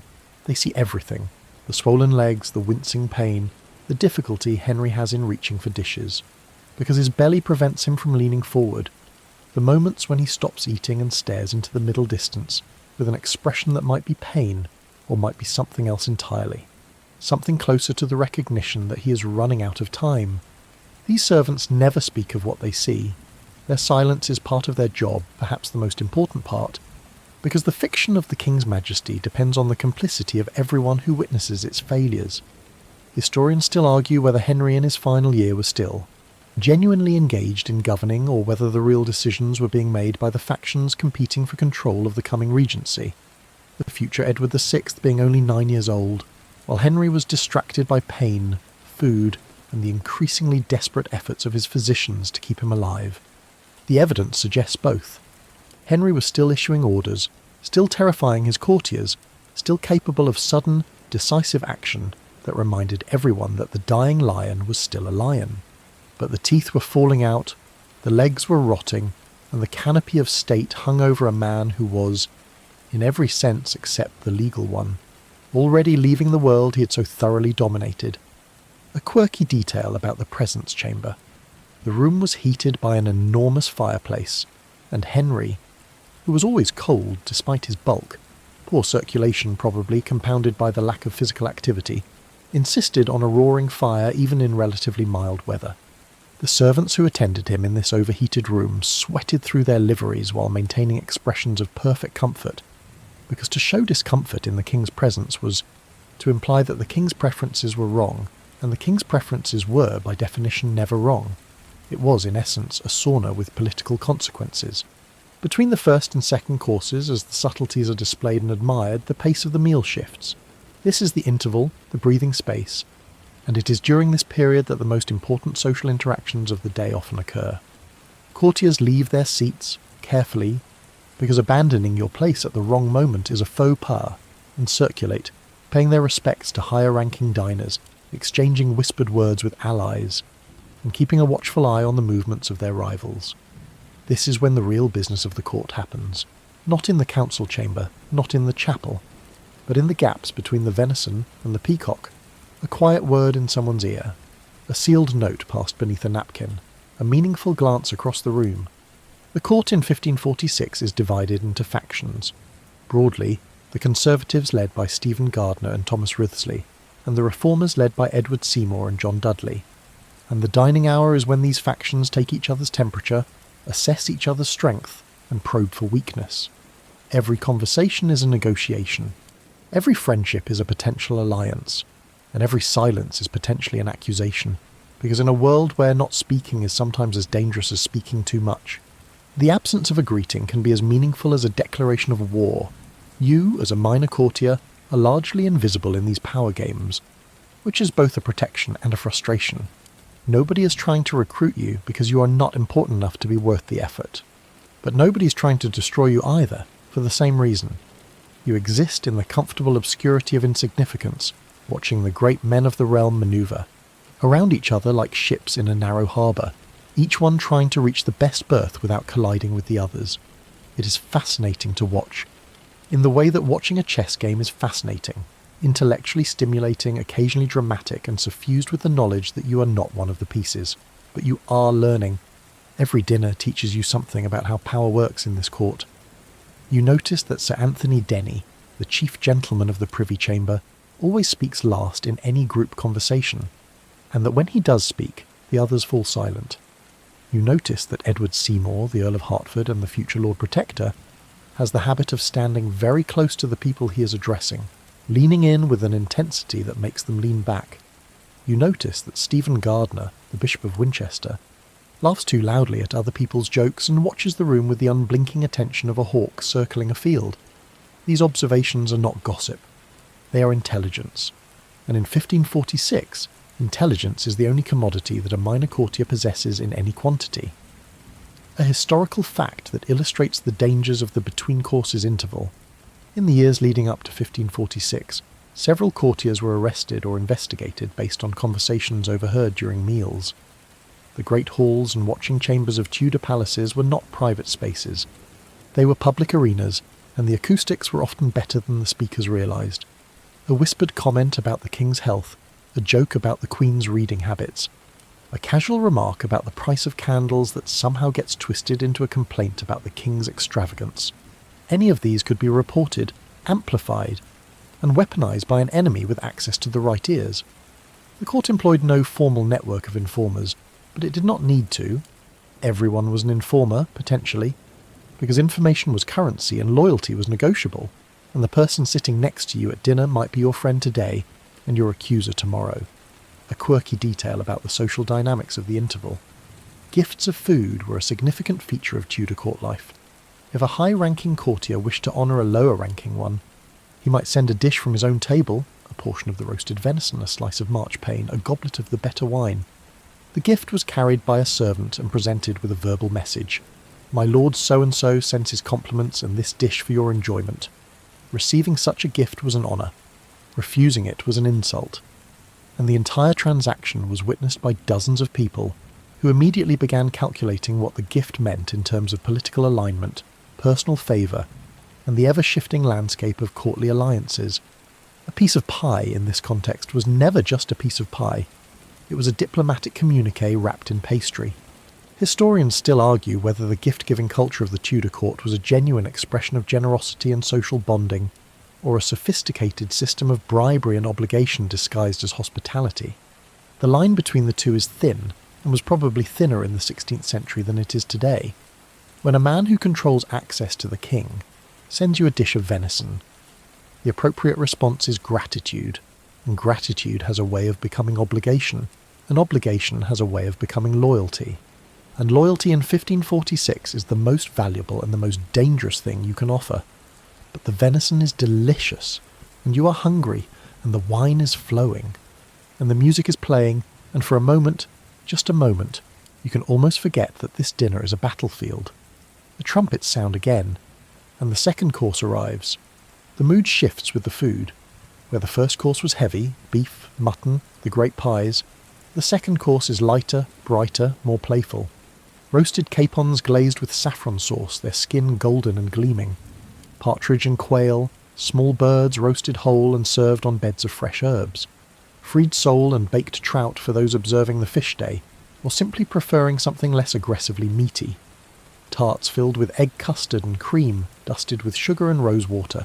Fruit, preserved rather than fresh, because fresh fruit is viewed with deep suspicion by Tudor physicians who believe it causes illness. Quinces cooked in honey, pears in wine, and the marchpane, those beautiful almond and sugar confections shaped into towers, flowers and knots, gilded with gold leaf and painted with vegetable. Dyes to achieve colours so vivid they seem to glow in the candlelight. The atmosphere in the hall shifts too. The ale has been flowing for an hour now, and the conversation has loosened accordingly. The first course is the course of protocol. You sit straight, you eat carefully, you mind your manners. The second course is the course of relaxation. Belts are loosened, as the Eltham ordinances anticipated. Voices rise slightly, though not too much, because the ordinances also anticipated that. Laughter becomes more frequent. The musicians, sensing the change, shift to livelier pieces, Not quite dance music, but something with more movement, more melody. A rhythm that matches the brightening mood of the room. The poultry of the second course gives us an opportunity to talk about something important, the role of birds in Tudor dining, which goes far beyond the merely nutritional. We have already discussed swan and peacock, the showpiece birds, but the everyday poultry of the Tudor table is a story in itself. Capons, castrated roosters, fattened to produce tender, flavourful meat, are the workhouse of the upper table. They appear at virtually every meal, roasted, boiled, baked in pies, and served in sauces ranging from simple bread sauce to elaborate preparations involving verjuice, sugar and cinnamon.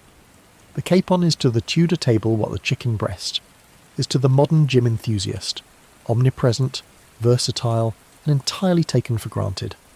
Beyond capons, the Tudor kitchen processes an astonishing variety of birds. Pigeons, both domestic and wild, are eaten in huge numbers. Larks and plovers are served as delicacies, their tiny bodies roasted whole and eaten bones and all. Herons and bitterns, large long-legged wading birds, appear on feast day menus, valued more for their rarity than their flavour. And then there are the birds that modern diners would find frankly bizarre.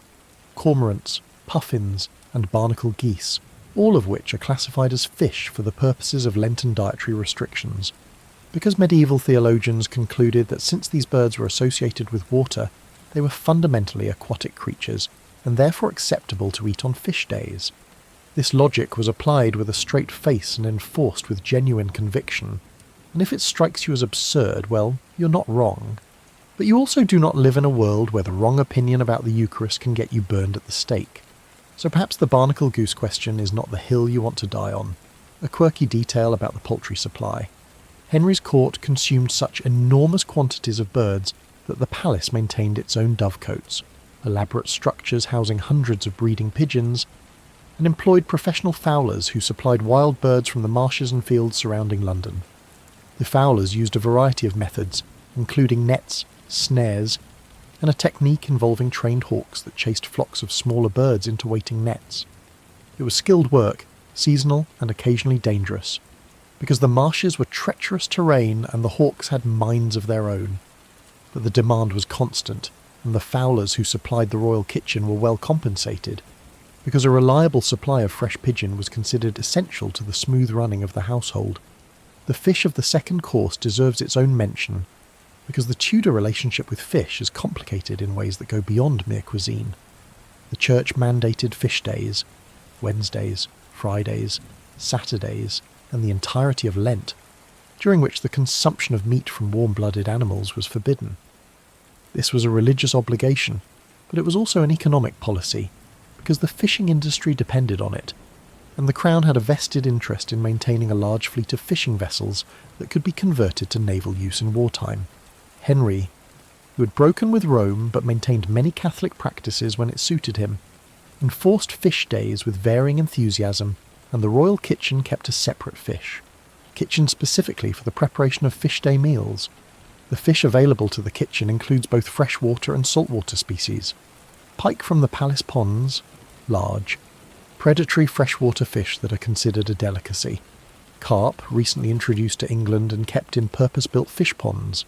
Salmon from the Thames, which in 1546 is still a viable salmon river, something that would astonish anyone familiar with the Victorian Thames. Eels, which are enormously popular and prepared in dozens of ways, baked, fried, stewed, made into pies. And from the sea, cod, sole, plaice, herring, and the exotic imports like conger eel and lamprey, that ancient, jawless, parasitic fish that has been a royal delicacy since the Norman conquest, and that William the Conqueror's son, Henry I, allegedly died from eating too many of in 1135. Whether Henry VIII knows this story and considers it a cautionary tale or a challenge is sadly not recorded. Historians still argue whether the Tudor upper class genuinely enjoyed fish, or merely endured it as a religious obligation, compensating for the lack of meat by adding enormous quantities of butter, cream, and spices to their fish preparations. The kitchen accounts suggest the latter. The spice consumption on fish days is notably higher than on meat days, which implies that the cooks were working overtime to make the fish palatable to palates accustomed to roasted venison and capons in saffron sauce.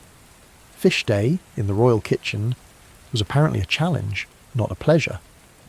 As you sit in the Great Hall, eating your second-course capon and drinking your ale, it is worth remembering what the world outside the palace looks like, because the contrast between the feast inside and the reality outside is one of the most striking features of Tudor England, and understanding it helps explain why so many people are willing to endure the dangers of court life for the privilege of eating below the salt. England in 1546 is a country of roughly 3 million people, most of whom live in small rural communities and work the land. The average diet of an English peasant is centred on bread, pottage, cheese, and whatever vegetables they can grow or gather.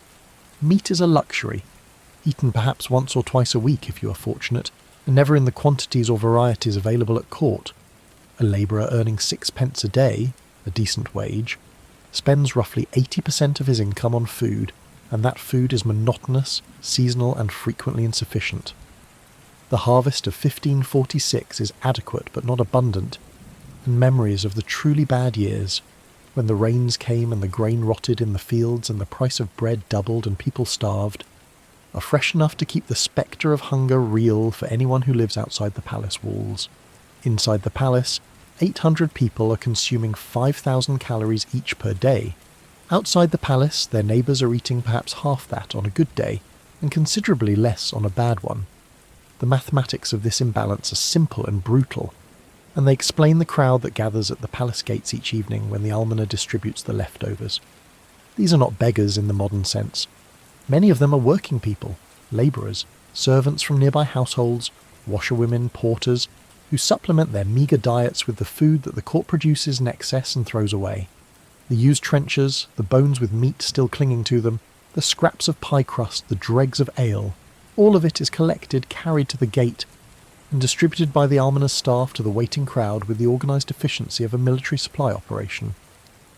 This is charity on an industrial scale, and it is one of the functions of the royal household that the Eltham Ordinances take most seriously, because a hungry crowd outside the palace is a potentially angry crowd, and angry crowds in Tudor England have a history of becoming rebellious crowds, and rebellious crowds are bad for everyone, including kings.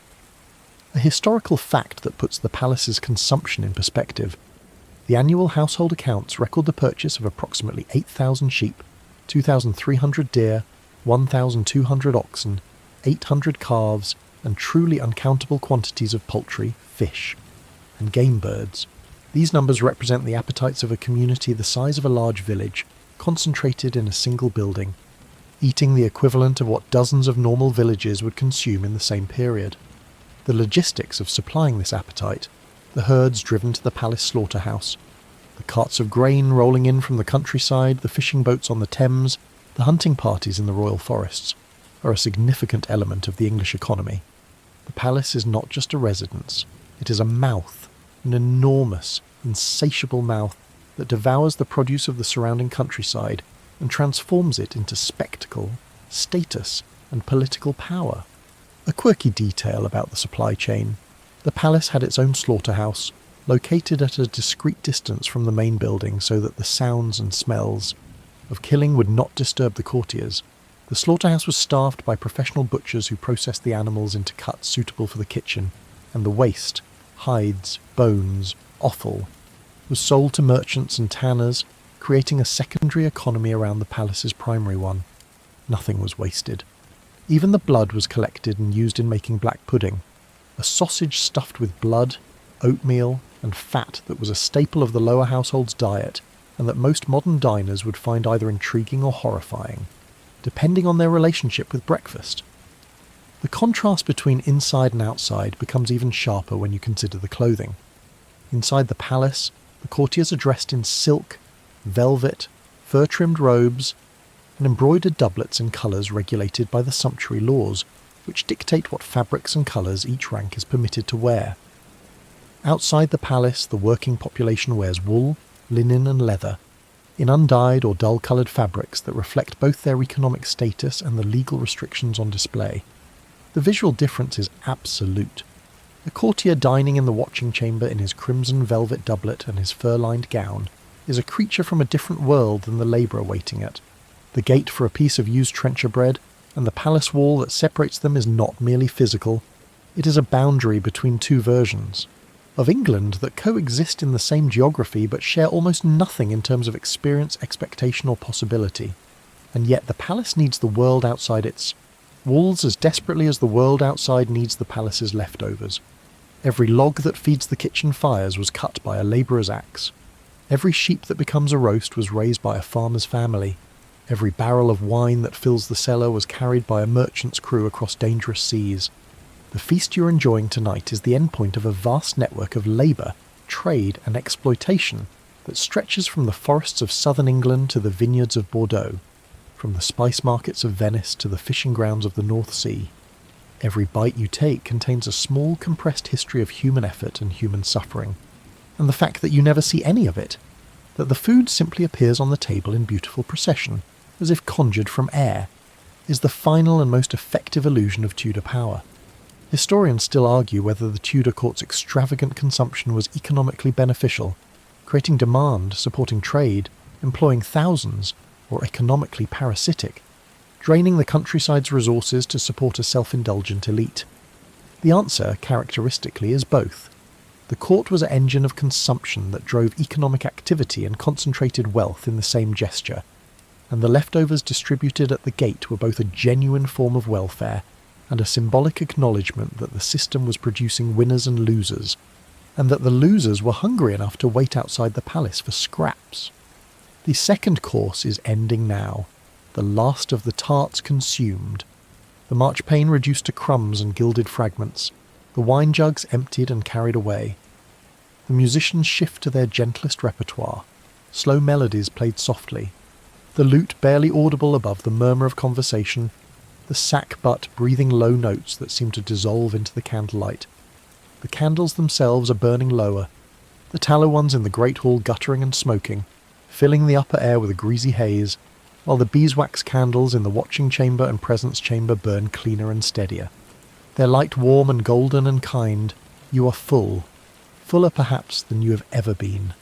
The combination of bread, pottage, roasted beef, ale, and the small portions of capon and custard that trickle down from the upper tables has left you in a state of heavy, contented satiation that sits on your chest like a warm animal. This is not an accident. The abundance of the table is designed to produce exactly this feeling, a sense of being provided for, of being part of something larger and more generous than yourself, of owing your comfort to the man under the canopy of state, the man whose kitchens produced this meal and whose generosity allowed you to eat it. Every full belly at court is a small act of loyalty, purchased not with threats, but with venison. The hall is emptying slowly. The lower household drifts away to their lodgings, which for most of them means shared rooms in the outer buildings of the palace complex. Small, crowded, unheated chambers where 4 or 6 servants sleep on straw pallets on the floor, wrapped in blankets that are provided by the household and laundered at irregular intervals. The senior servants have better quarters, private rooms, or at least rooms shared with only one other person, and the highest-ranking courtiers occupy suites in the main buildings, with fireplaces, beds with hangings, and windows that overlook the gardens or the river.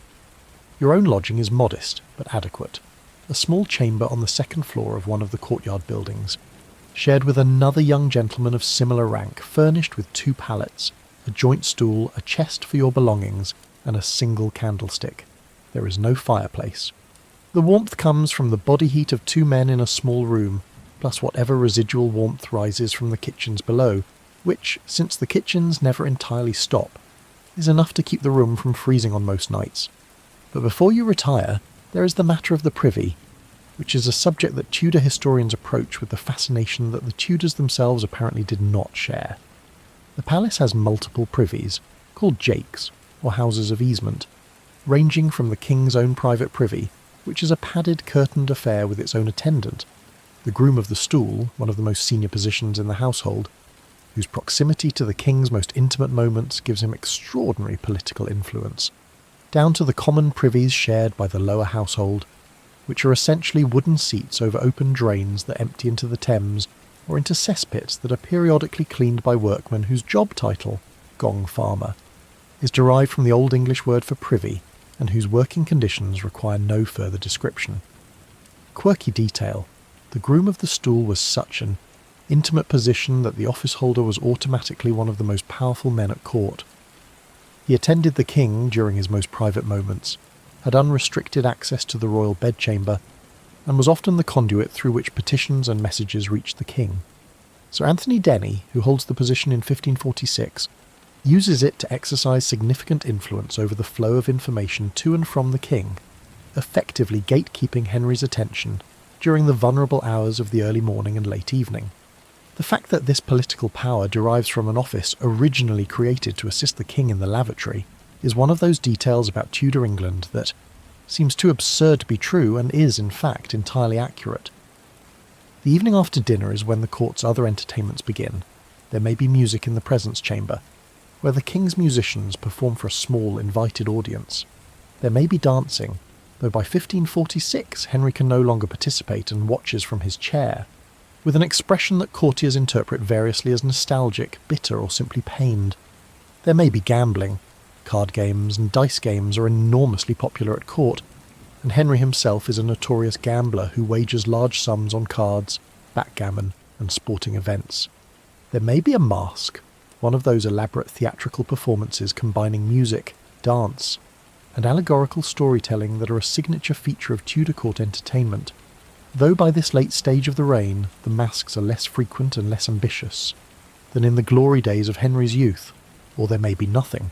There may simply be the slow, quiet winding down of a long day in a long year in a long reign. Servants bank the fires and carry away the dishes. The dogs settle into their customary spots on the rushes. The yeomen of the guard make their final rounds, checking doors, securing windows, and searching the cellars one last time before the palace settles into its nighttime configuration. The candles are extinguished one by one, moving outward from the king's apartments to the periphery, until only the night lights remain, single candles burning in corridors and stairwells, casting just enough light to prevent a person from walking into a wall, which in a palace of 1,500 rooms and no electric lighting is not a trivial concern. Historians still argue whether Tudor courtiers genuinely enjoyed the evening entertainments, or whether they participated out of obligation, unable to refuse an invitation from the king without risking his displeasure, and unable to leave early without being noticed. The surviving letters and diaries suggest a range of reactions, from genuine pleasure to exhausted performance, and the truth is probably that court entertainment, like everything else at Henry's court, was simultaneously enjoyable and oppressive, voluntary and compulsory, a privilege and a burden. As you lie on your pallet in your small dark chamber, listening to your roommate's breathing settle into the steady rhythm of sleep, your mind drifts to the people who are no longer at court, the ghosts who haunt the empty seats at the table. Because in 1546 the absences are as eloquent as the presences, and anyone who has been at court for more than a few years carries a mental catalogue of the people who used to be here and are not anymore, and the reasons they vanished. Start with the queens. 3 of Henry's 6 wives have been removed from the table by violence or decree. Catherine of Aragon, his first wife, was divorced and banished from court in 1531, and she died in exile in 1536, possibly of cancer, possibly, as she herself believed, of a broken heart. Anne Boleyn. His second wife was arrested, tried and beheaded in 1536 on charges of adultery, incest and treason that most modern historians believe were fabricated. Jane Seymour, his third wife, died of complications following the birth of Prince Edward in 1537, not executed but consumed by the biological cost of providing the heir that Henry so desperately wanted.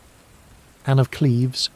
His fourth wife was divorced after 6 months in a marriage that Henry found physically repulsive, and she survives in comfortable retirement, the smartest of the lot, having negotiated a generous settlement and the good sense to stay far from court and further from the king's bed.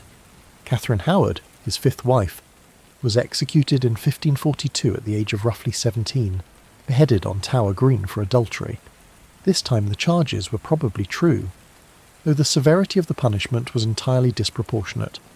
And now Catherine Parr, the sixth and final wife, sits at the Queen's table knowing the full history of her predecessors and calculating, with every word she speaks, how to avoid joining the 3 who are in their graves. The Queen's are the most famous absences, but they are not the only ones. Thomas More, the Lord Chancellor, executed in 1535 for refusing to accept Henry's supremacy over the Church. John Fisher, Bishop of Rochester, remember him? The man whose cook, Richard Roos, started our story tonight. Fisher was also executed in 1535, beheaded on Tower Hill, a frail old man in his 70s who was made a cardinal, by the Pope and a corpse by the King in the same year. Thomas Cromwell, the brilliant, ruthless minister who engineered the dissolution of the monasteries and the break with Rome, executed in 1540 on charges of treason and heresy that were almost certainly motivated by political rivalry rather than genuine evidence.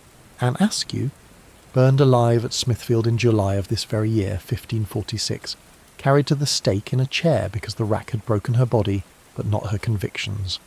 These are the names you know, but there are dozens of others, minor courtiers, household servants, monks, priests, and ordinary people who fell afoul of the kings, laws or the king's displeasure or the shifting definitions of orthodoxy, and found themselves in the Tower, on the scaffold, or in exile. A historical fact. Henry VIII executed approximately 57,000 people during his reign, though the precise number is debated and many of those were common criminals rather than political victims. Even a more conservative count of political executions runs into the hundreds, and each one sent a ripple of fear through the court that lingered long after the blood was cleaned from the scaffold. You think about this as you lie in the darkness, and you think about the meal you have just eaten, the warmth of the bread, the richness of the beef, the comfortable weight of ale in your belly, and you realise that the warmth and the terror are not separate experiences. They are the same experience. The feast and the scaffold are both expressions of the same power, the same man, the same system that can fill your stomach with venison and empty your neck of its head with equal ease and equal ceremony. The table at which you ate tonight was set by servants whose predecessors served people who are now dead, and the silverware you used may well have been held by hands that were later severed from their wrists. This is not metaphor. This is the literal reality of life at Henry's court in 1546. The food is real, the danger is real, and the distance between them is measured, in nothing more substantial than the king's mood. A quirky detail that captures this duality. The Tower of London, where political prisoners were held, tortured and executed, maintained its own kitchen and its own dining service for prisoners of high rank. Imprisoned nobles and bishops were fed meals that, while not comparable to the royal table, were substantially better than what the average English citizen ate. A condemned man might dine on roasted meat, fresh bread, and wine the night before his execution. The system that killed you also fed you right up until the moment it did not, and there was something almost polite about it, a grim courtesy that said, "We're going to take your life in the morning, but in the meantime, would you care for some mutton?" Historians still argue whether the culture of political violence at Henry's court was a rational system of control, an effective deterrent that maintained order by making the consequences of disloyalty vividly, publicly, spectacularly clear, or a product of Henry's increasingly unstable personality, a cycle of paranoia and punishment that fed on itself and produced more fear than it resolved. The truth, as with everything else in this story, is probably a tangled knot of both, and untangling it with the tools of modern psychology is as difficult as untangling the motives of a man who's been dead for nearly 500 years. What we can say is that in 1546, fear is the primary seasoning at every meal, and the people who sit at Henry's table taste it in every bite, no matter how much saffron the cooks add to the sauce. The meals we have been describing are the everyday affairs, the daily 10 o'clock dinner and 4 o'clock supper that sustain the household through the working routine of the court. But the Tudor year is punctuated by feast days that elevate the dining experience to something approaching the transcendent, and it is worth understanding what happens when the court truly celebrates. Because the difference between an ordinary meal and a feast day banquet is the difference between a candle and a bonfire. The sacred calendar provides the structure. Christmas is the most important celebration, lasting 12 days from December 25th to January 6th, 12th night. During this period, the court transforms. The Great Hall is decorated with greenery, holly, ivy, rosemary and bay, and the household enters a sustained period of feasting, entertainment and excess that would make a modern office Christmas party look like a Quaker meeting. The food during Christmas is spectacular, even by Tudor standards. The great pies grow larger and more elaborate. The subtleties become more ambitious. Whole boars' heads are carried in on silver platters, garnished with rosemary and gilded apples. The peacock makes its fire-breathing entrance. The marchpane castles and sugar ships achieve their most extravagant forms, and the 12 days are filled with masques, plays, music, Dancing and games presided over by the Lord of Misrule, a temporary master of ceremonies whose job is to organise the entertainment and ensure that everyone has a sufficiently good time. Under penalty of the king's displeasure, Easter is the second great feast, preceded by the 40 days of Lent, during which meat is forbidden and the kitchen shifts entirely to fish. The austerity of Lent makes the Easter feast feel like an explosion of flavour.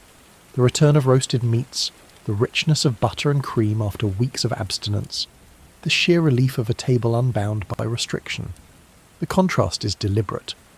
The Church designed the Lenten fast specifically to make Easter more vivid, more celebratory, more meaningful, and in a culture where food is both a daily necessity and a primary form of entertainment, the rhythm of fasting and feasting gives shape to the entire year.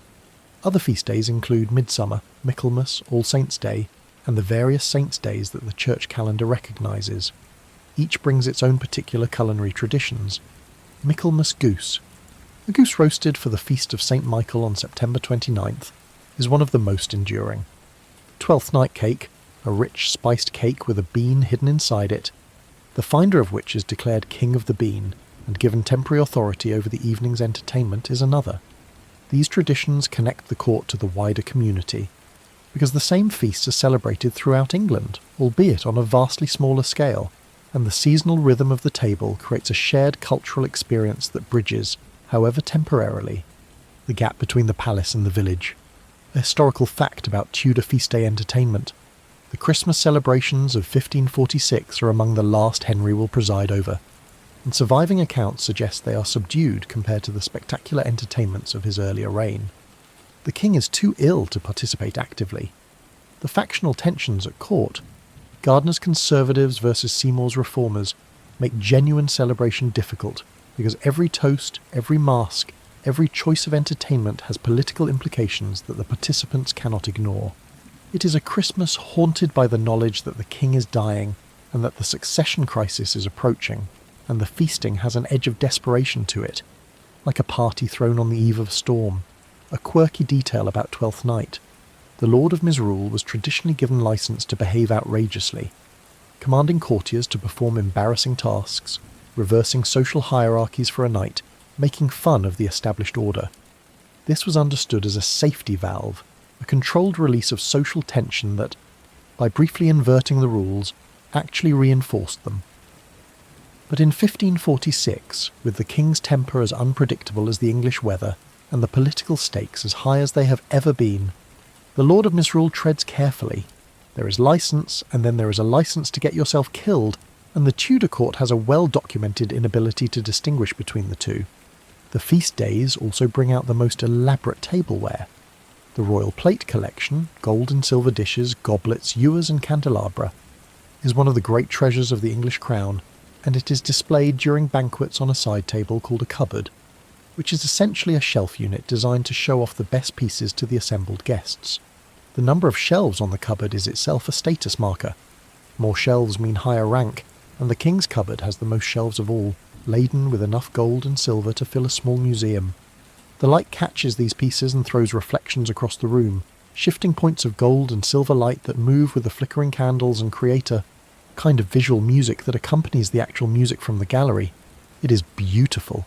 It is overwhelming, and it is, above all, expensive, because every piece of plate on that cupboard represents a quantity of precious metal that could have been spent on something practical, and the decision to spend it on tableware instead is Henry's way of saying, I am so rich, so powerful, so far above ordinary concerns, that I can afford to turn money into dinner plates and display them on a shelf, while half of England worries about the price of bread. Historians still argue whether the elaborate feasting of the Tudor court was a necessary display of power, a form of soft diplomacy that impressed foreign visitors, rewarded loyal subjects, and reinforced the magnificence of the crown, or a reckless extravagance that drained the royal treasury and contributed to the financial difficulties of later reigns. Both arguments have merit, and Henry himself would probably not have understood the distinction, because for him the feast was the power, the table was the throne, and the food was the argument, served on golden plates and washed down with Gascon wine. Let us talk about something that the written sources can only hint at, something that no museum exhibit or historical recreation can truly convey: the smell. A Tudor banquet is an olfactory experience as much as a culinary one, and the layers of scent that fill the great hall during a meal create an atmosphere so dense, so complex, and so utterly unlike anything in the modern world that it deserves its own section. Close your eyes for a moment, breathe slowly, and imagine. The base layer is wood smoke. It is always there, in every room, at every hour, because the fires never stop. The kitchen fires produce a heavy, acrid smoke that seeps through corridors and drifts through doorways, carrying with it the fatty, meaty essence of whatever is roasting on the spits. The hall fireplaces produce a cleaner smoke from well-seasoned oak and ash, but even clean wood smoke has a persistent, penetrating quality that gets into your clothes, your hair, your skin, and never entirely leaves. After a week at court, you smell like a bonfire. After a month, you do not notice anymore. After a year, you have forgotten that the world can smell any other way. Over the wood, smoke lies the food. The roasting meat is the dominant note during meals, that rich, primal, slightly sweet smell of animal fat rendering in fierce heat.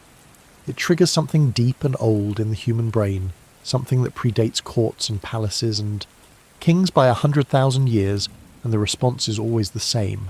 Hunger, anticipation, the unconscious salivation that tells your body something good is coming.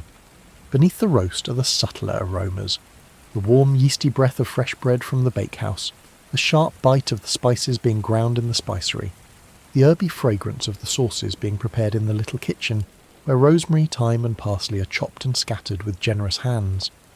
The ale adds its own contribution, a sour, yeasty smell that rises from every cup and jug and barrel, mingles with the food smells, and creates a distinctive base note that is the olfactory signature of Tudor communal dining.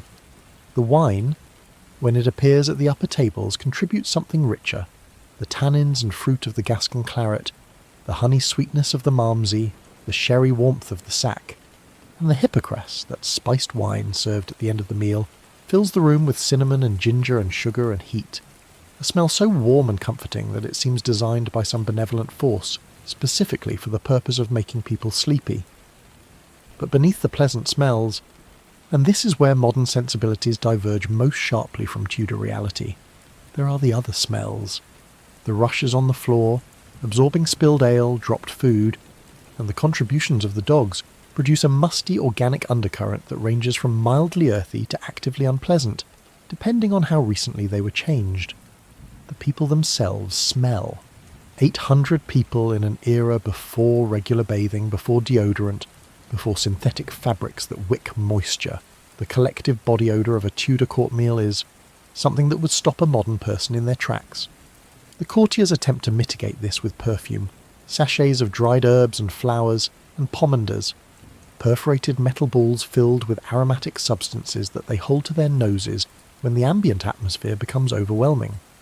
The pomander is not a fashion accessory, it is a survival tool. And then there is the king. We have already mentioned that Henry's ulcerated legs produce a smell detectable from 3 rooms away, and during a meal in the presence chamber, that smell mingles with the food, the smoke, the candle wax, the perfume, and the general human atmosphere to create something that the courtiers learn to ignore through sheer force of will. Nobody wrinkles their nose, nobody turns their head, nobody reaches for their pomander with anything that could be interpreted as a pointed gesture. The smell of the king's decay is, like the king's decay itself, a reality that everyone knows about and nobody acknowledges, a shared secret so large that it fills every room the king enters and, yet occupies no space in conversation. A quirky detail about Tudor scent management. The rushes on the floor were sometimes mixed with fragrant herbs, lavender, sweet woodruff, meadowsweet, specifically to combat the less pleasant smells that accumulated between changings. The practice was widespread enough that it had its own name, strewing, and there were professional herb strewers employed in great households whose job was to ensure that the floor coverings were as aromatic as possible. The royal strewing herbs were ordered in bulk, and the household accounts record payments for enormous quantities of lavender and rosemary, purchased specifically for the purpose of making the palace smell less like a palace and more like a garden. Historians still argue whether Tudor people perceived their environment as smelly, or whether their olfactory expectations were simply calibrated to a different baseline. The evidence suggests the latter. Contemporary complaints about bad smells tend to focus on specific, extraordinary stenches rather than the general ambient odour, which implies that what would overwhelm a modern nose was simply the background of daily life. Erasmus's complaint about the rushes, mentioned earlier, is notable precisely because it is unusual, a foreigner's reaction to something that the English themselves had ceased to notice. The lesson is a gentle one. Every era has its own normal, and the things that seem intolerable from the outside are merely the conditions of existence from within. The candles are burning very low now. The smoke drifts in thin blue ribbons toward the ceiling, and the smell of the palace at night. Ash, tallow, old rushes, and the distant warmth of a kitchen that never completely sleeps, is settling over you like a familiar blanket, dense and heavy and strangely comforting. The smell of a world that is ending but does not know it yet. While you drift towards sleep, the palace does not sleep with you.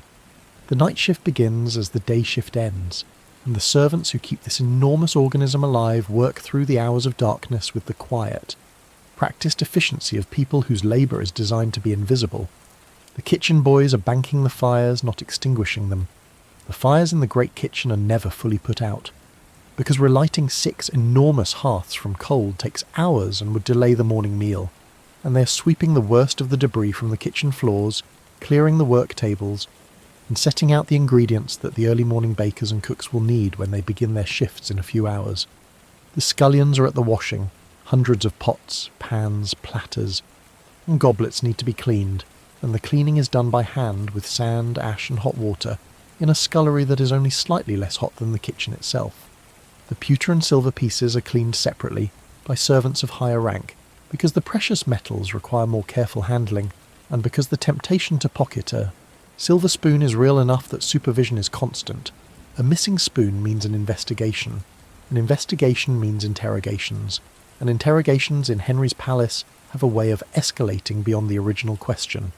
Because once the wheels of suspicion start turning, they have a momentum of their own, and a tendency to catch people who had nothing to do with the missing spoon but who, upon further inquiry, turn out to have said something unfortunate about the king's marriage, or the Pope's authority, or the price of wool in Flanders.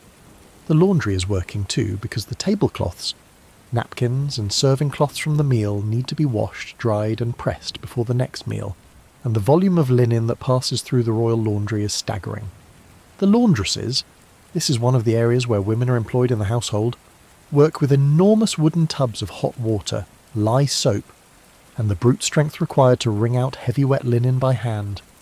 It is back-breaking, joint-destroying work, and it is performed by women who occupy the very lowest rungs of the household hierarchy, paid less than the kitchen grooms, housed in the meanest quarters, and largely invisible to the courtiers whose spotless napkins they produce. A quirky detail. The laundresses were so physically demanding of their role that they developed a reputation for exceptional arm strength, and there are occasional references in Tudor household accounts to laundresses being borrowed for other tasks requiring heavy lifting, which suggests that the Tudor laundry was not merely a domestic operation, but a form of involuntary weight training. The night watchmen make their rounds, carrying lanterns through the darkened corridors, checking doors and listening for sounds that should not be there. The Palace of Whitehall is an enormous, sprawling complex with hundreds of rooms, dozens of entrances, and a perimeter that is essentially impossible to fully secure. The watchmen's rounds are as much about reassurance as actual security. Their presence, their lantern light moving through the corridors, is a signal that someone is watching, and the signal alone is a deterrent to the opportunistic thief, the drunk courtier trying to find his way to someone else's wife's chamber, and the occasional rat that has grown bold enough to venture into the inhabited parts of the palace. The rats are worth mentioning, because they are a constant, unacknowledged presence in every Tudor building, and the palace is no exception. They live in the walls, under the floors, in the cellars, and in the kitchen stores, and they consume a measurable percentage of the food supplies despite the efforts of the palace cat population and the occasional organised rat hunt. The kitchen sergeants wage a perpetual, largely futile war against the rats, setting traps, blocking holes, and keeping the most valuable stores, spices, sugar, fine flour, in sealed containers or elevated cupboards. But the rats are resilient, adaptable, and far more numerous than the cats, and the medieval English rat, a creature with centuries of experience in cohabiting with humans, treats every attempt at eradication as a minor inconvenience rather than a serious threat. A historical fact about the nighttime palace: fire is the great fear. A palace lit by thousands of candles and heated by dozens of fireplaces, with floors covered in dried rushes and walls hung with fabric tapestries, is a fire trap of extraordinary efficiency. The watchmen carry water buckets on their rounds. Fire hooks, long poles with iron hooks at the end, used to pull burning thatch from roofs, are stored at strategic points throughout the palace, and the household regulations include detailed instructions for the handling of candles, the banking of fires, and the behaviour of servants around open flames, all of which suggest that the threat of fire is taken very seriously indeed.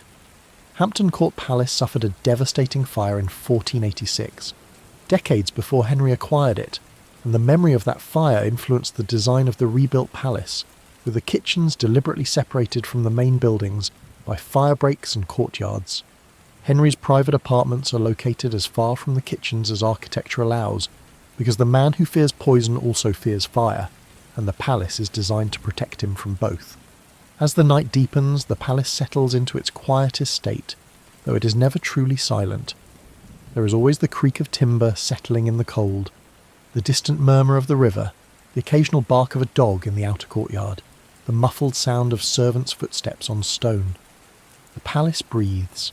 It contracts slightly in the cold night air, its timbers shifting, its masonry groaning, and if you lie still in your chamber and listen closely, you can almost hear it, the vast, complicated organism of stone and wood and human labour that surrounds you, keeping you warm, keeping you fed, and keeping you, for now, alive.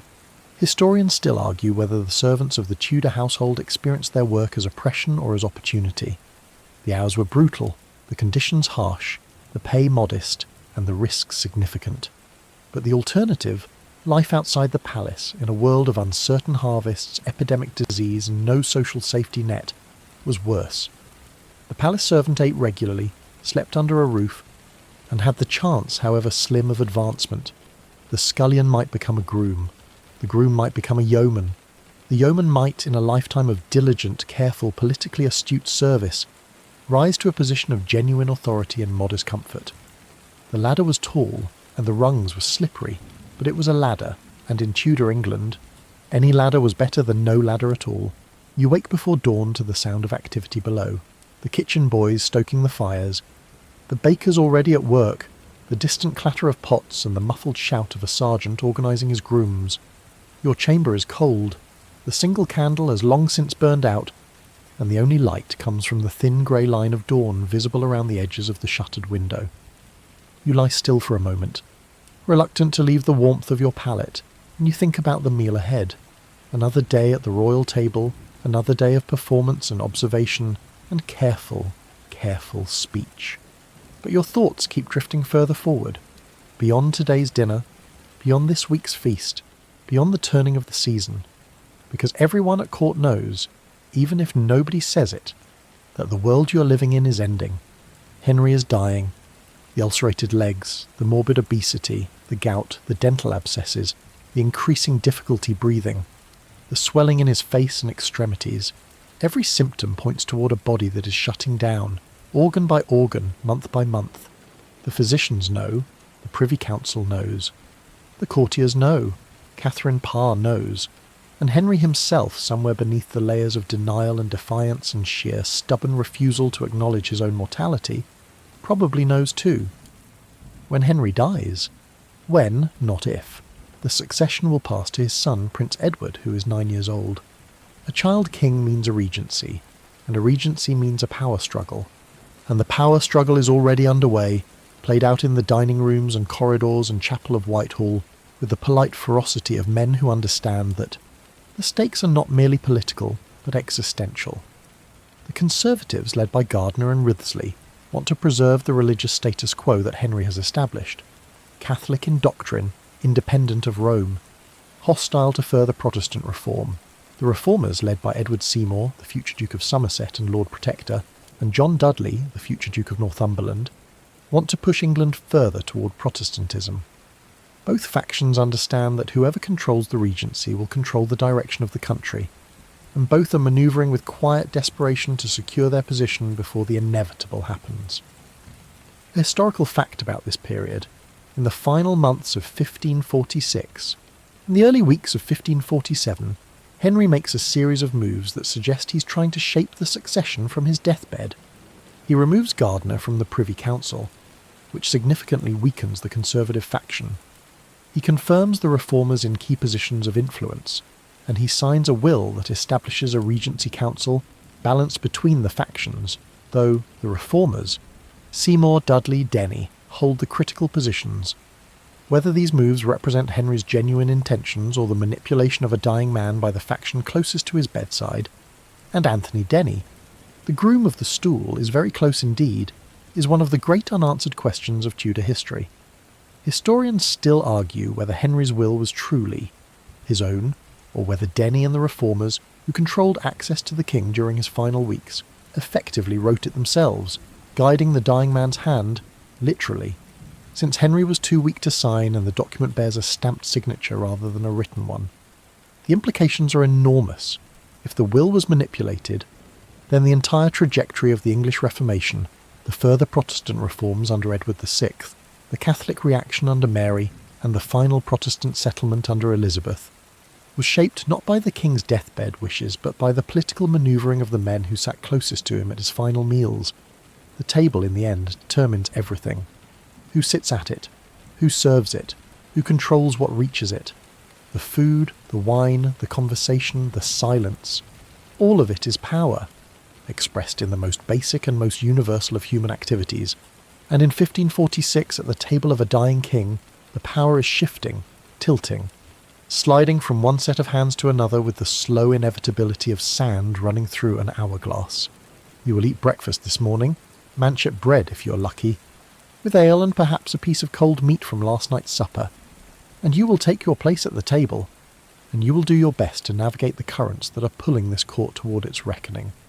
You will smile at the right people, you will avoid the wrong topics.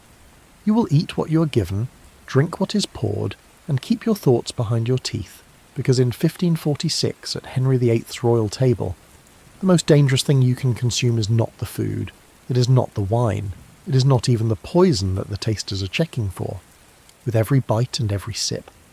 The most dangerous thing you can consume is an opinion, because opinions have a shelf life measured in months, and what is orthodoxy today is heresy tomorrow, and the only safe position is no position at all, which is itself a position, and is therefore not entirely safe.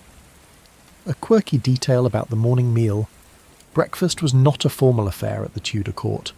It was a private, quiet meal taken in your own chambers or in the buttery, consisting of bread, ale, and perhaps some cold leftovers. The elaborate ceremony of the court dinner was reserved for the midday and evening meals, and the morning was a rare period of relative informality when you could eat without an audience, speak without a witness, and think without a performance.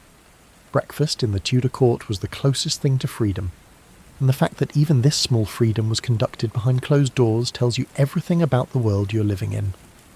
The palace is quiet now, truly quiet, in that deep, settled way that only comes in the very last hours before dawn, when even the kitchen has paused its restless activity and the night watchmen have completed their final round, and the fires have been banked to a low, steady glow that casts more warmth than light. You are in your chamber. Your breathing has slowed. The sounds of the palace have receded to a distant murmur, like the breathing of some enormous animal asleep in the darkness around you. Outside, London sleeps too. The Thames moves silently beneath the palace walls, carrying its cargo of moonlight and river fog toward the sea. The streets are empty. The market stalls are shuttered. Even the stray pigs have found their corners and settled in. The moon hangs low over the rooftops of Suffolk, painting the thatched roofs with a cold silver that will burn off when the sun rises. But for now, everything is still, and everything is silver, and everything is waiting. You think about the meal you ate tonight, the bread, the pottage, the beef, the ale, the sound of the trumpet announcing the first course, the procession of dishes carried through the torchlit hall, the music from the gallery, soft and slow and half-remembered, the taste of custard, sweet with sugar and warm with cinnamon. the weight of the day settling into your bones like sand into water grain by grain, until you cannot tell where wakefulness ends and sleep begins. You think about the people at the table, the gentleman who laughed too loudly at someone's joke, the lady who did not laugh at all, the bishop who ate with precise mechanical efficiency and spoke to no one, the young page who spilled a jug of ale and stood frozen in terror until someone quietly helped him clean it up. The king, somewhere above you in his private chambers, attended by servants who see everything and say nothing, lying on a bed too large for one man and too small for his pain, listening to the palace settle around him like a ship finding its anchorage for the night. Henry has 7 months to live. He does not know this. Or perhaps he does, in the way that a candle knows it is burning down, not with the mind, but with the body, which grows heavier and cooler and dimmer by degrees. In January of 1547, he will die at Whitehall Palace, in the small hours of the morning, attended by Archbishop Thomas Cranmer, who will hold his hand and ask him for a sign of faith, and Henry will squeeze his hand, and that will be the end. The end of the reign, the end of the table, the end of the roasted swan and the fire-breathing peacock and the marchpane castles and the 600 gallons of ale and the 55 rooms of kitchen and the 200 cooks and the 320 pounds of dying king. But that is January, and this is still the autumn, and the fires are still burning, and the bread is still baking, and somewhere in the cellar a rat is helping itself to the Gascon claret, and somewhere in the watching chamber a tapestry is stirring gently in a draught, and somewhere in the great hall a dog is dreaming, its paws twitching against the rushes. And you are dreaming too now, or close to it. Your thoughts have softened to the consistency of warm bread. Your body has given up its tension. The palace is a ship, and the ship is on a river, and the river is carrying you somewhere quiet and dark and warm, where there are no factions and no factions and no heresy and no treason, just the gentle rocking motion of the water and the distant sound of a lute playing a melody that might have been written by a king, or might have been written by a clever musician who knew better than to claim credit. Sleep now. Let the rushes be soft beneath you. Let the candle gutter and go out. Let the palace keep its watch around you, with its fires and its guards and its rats and its ghosts. Tomorrow the trumpet will sound again, and the table will be set again, and the whole extraordinary, terrifying, beautiful performance will begin again. But that is tomorrow. Tonight there is only this: the darkness, the quiet, the slow, steady rhythm of your own breathing, and somewhere, far away, the sound of bread baking.